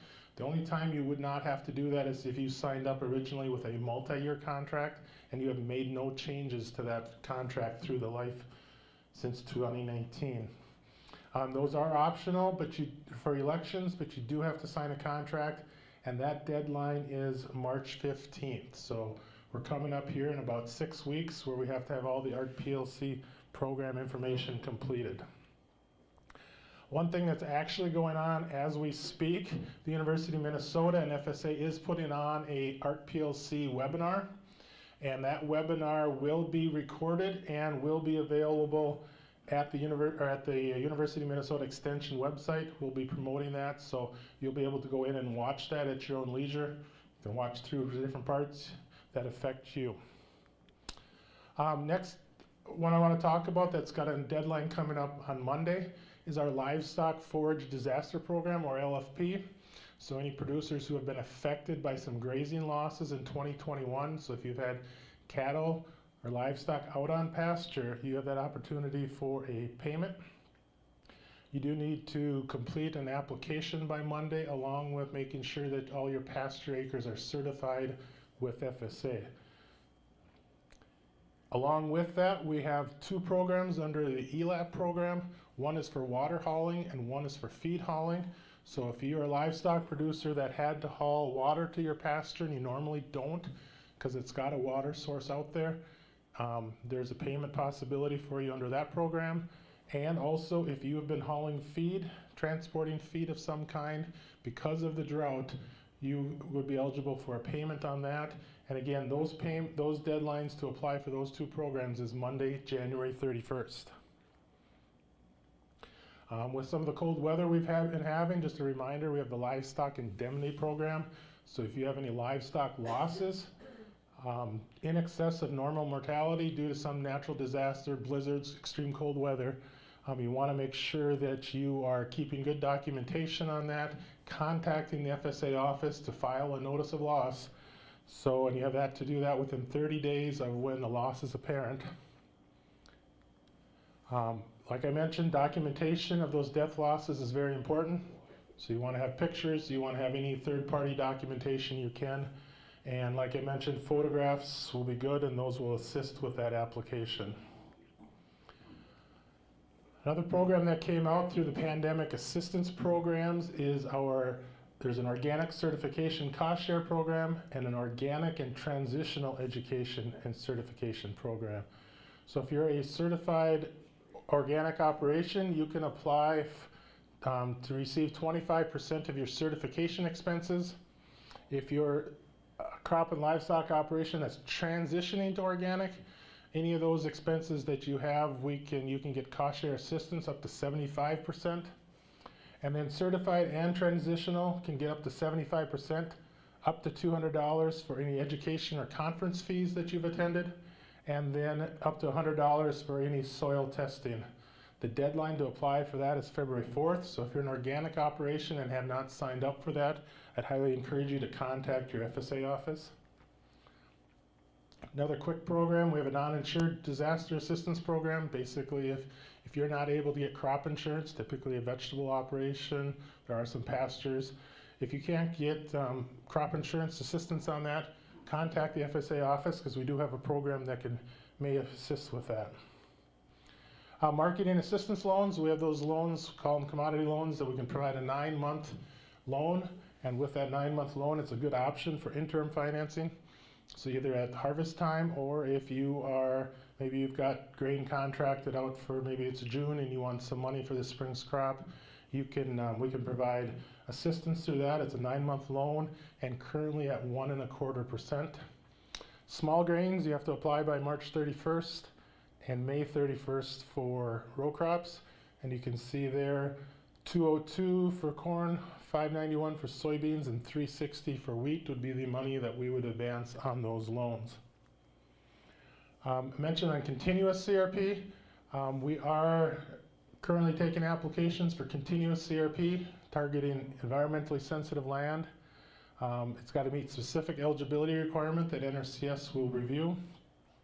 Contracts can be 10 to 15 years in length, and that's kind of dependent on the practice and the producer's choice. Rental rate is a weighted average of the 3 predominant soils. Certain offers are eligible for a signing incentive payment and a practice incentive payment, so there are cost share available to assist with establishing those practices. Some things to consider, maybe you want to consider the CRP program to assist with the profitability of your farm. Maybe there's some sensitive areas on your farm that take down that profitability, take down those yields. Maybe there's some gullying going on, so there's a grassed waterway could assist. Maybe there's some areas a filter strip could benefit. Do you have areas or boundaries of fields that have high salinity? We have some field border practices that could help. I would, anytime you want to talk about those, contact your FSA office. We can assist with that. We don't have a date yet, but there should be a general sign-up coming sometime this spring. Dairy margin coverage program, again, this provides the payments when the milk price minus the average feed cost is less than $4. You can purchase additional coverage up to $9.50. Producer will decide the margin and the percent of production they wish to cover. And they just announced a program where we can increase the production based on 2019 milk marketings. Just a good time to remind if you're making any changes to your operations this year. So example, maybe you got some ownership changes, and maybe you've purchased or sold some land, renting new land, no longer operating land, or if you've got a change in your bank account or your direct deposit, now is the time to notify FSA of these changes so they're all ready when you need to come and sign up. And just a kind of a reminder, as these deeds are filed with the county recorder, we don't get any of those updates directly. So anytime you make those changes, that's a good time also to get FSA a copy. Just getting those records updated now will save you time later when you are trying to get those farms signed up. Moving in kind of our financing side on farm storage facilities, just got on the screen there kind of a description and the pictures of different items we can finance. So we can go anywhere from grain bins to carts to baggers, any type of handling equipment, trucks, trailers, augers. Pretty much moved into anything that we can acquire, construct, or upgrade. We also can do handling and storage trucks, or permanently or portable storage and handling equipment. So it's opened up pretty wide as far as what we can finance. Rates and terms vary. We can do loan terms of 3, 5, 7, or 12, 10 or 12 years, depending on the dollar amount that you would borrow. And our January interest rates go anywhere from 0.875% for a 3-year term up to 1.625 for a 12-year term. So if you're looking at this coming season, needing any handling equipment, storage, now is a good time to maybe start that planning and visit with our office. One thing to keep in mind, if you're going to do anything that requires any type of construction, ground disturbance, we do have to do an environmental evaluation. And the biggest part of that is we have to do consultations with a State Historic Preservation Office and the Tribal Historic Preservation Office. So those, they get 35 days to respond. So just keep in that mind that before you could do any type of construction, you should contact our office 45 to 60 days in advance. Collateral requirements, if the basic difference there is $100,000, and that's with any existing loans that you have. So anything over $100,000 does require either additional security in the form of real estate or an irrevocable letter of credit from your financial institution. Just kind of a reminder, FSA is based on a committee, county committee process. So our county committees are farmers who serve on these committees to help make decisions, apply their knowledge to help with those, to administer the programs in those counties. Our counties consist of 3 members, and they each represent a different area. They're elected for a 3-year term with a 3-term limit. And then we also have advisors that are appointed to represent women and minority interests. Basically, to participate in the county committee process or to be on the county committee, you would need to basically participate in a program. That could be either as an owner or an operator. Like I say, the 3 administrative areas, Norman County is pretty much split into thirds from west to east, and the LAA1, or the western part of the county, is where we will be having a county committee election this next year.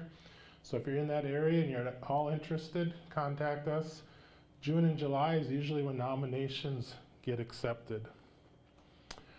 Just a reminder that if you're interested in getting any of our program information, like your maps and looking at some of those financial information, if you have loans with FSA, you can sign up for what we call an e-authentication ID, and basically that allows you to get access to some of those documents without having to come to the office or get that information directly from us. Another item on some of our communication, if you haven't, if you're not signed up to get our Gov Delivery, our newsletter that we send out once, maybe twice a month, now is a good time to make sure that the county office has your email address, and we can get those sent to you. And like I say, it's most time it'll be 2 bulletins a month with the important information going on at that time. The other one that's very important, if you are interested, is we have text messages. We don't send any more than 2 out a year. Typically, it's probably 5 to 6 a year, and that is just based on the important deadlines. So maybe a week before acreage reporting is done, we'll send out a text to remind you to get those acres reported, or any other type of sign up. We sent one out last week reminding of the livestock deadline. So all you need to do in order to sign up for that is send MN Norman to 372-669 on your cell phone, and you'll be signed up for our text alerts. couple other things on the communication. We are continuing the radio program the second Tuesday of every month at 9 o'clock on KRJB, and we have added a news column to the Norman County Index where we'll be having information out on that also. Like I said, you can contact our office with any questions. My email is there. There's the websites fsa.usda.gov or farmers.gov that has a lot of our information. Any questions? Any update on the WIC payment? I was just going to mention that. What we've been hearing is that the committee that is forming to write those rules, which is probably the final step, is meeting here in the next week or two. So what we've been told, the last that we heard about it, was you could probably expect a sign up yet this spring. And they did bring drought into WIC for this time, so it's not just excessive moisture, but the drought is a part of that. So we will be getting that stuff out in all of our different communication methods as soon as we know that there's a sign up available. Any other questions? Thank you, and if you have any questions at any time, just give our office a call and we'll get you that taken care of for you.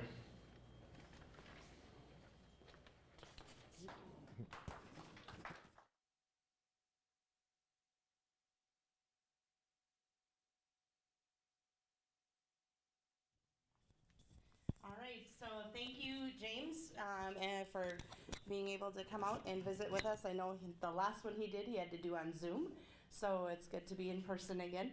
So again, just to thank you to all of our sponsors for today's events. And now is the time we're going to do some door prize drawing.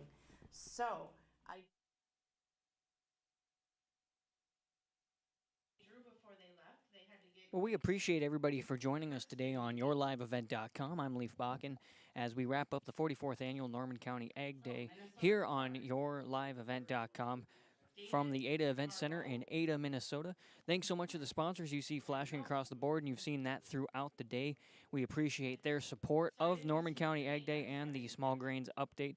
We want to thank the Minnesota Corn Growers, Minnesota Soybean Growers, and Minnesota Wheat Growers Associations for being part of this, and of course the University of Minnesota Extension for doing the great work they do. Heather Default helping out and being in charge of this one here from Ada, and what a great job put together, and again in conjunction with the Small Grains Update, which has been great to have all the speakers we've seen today.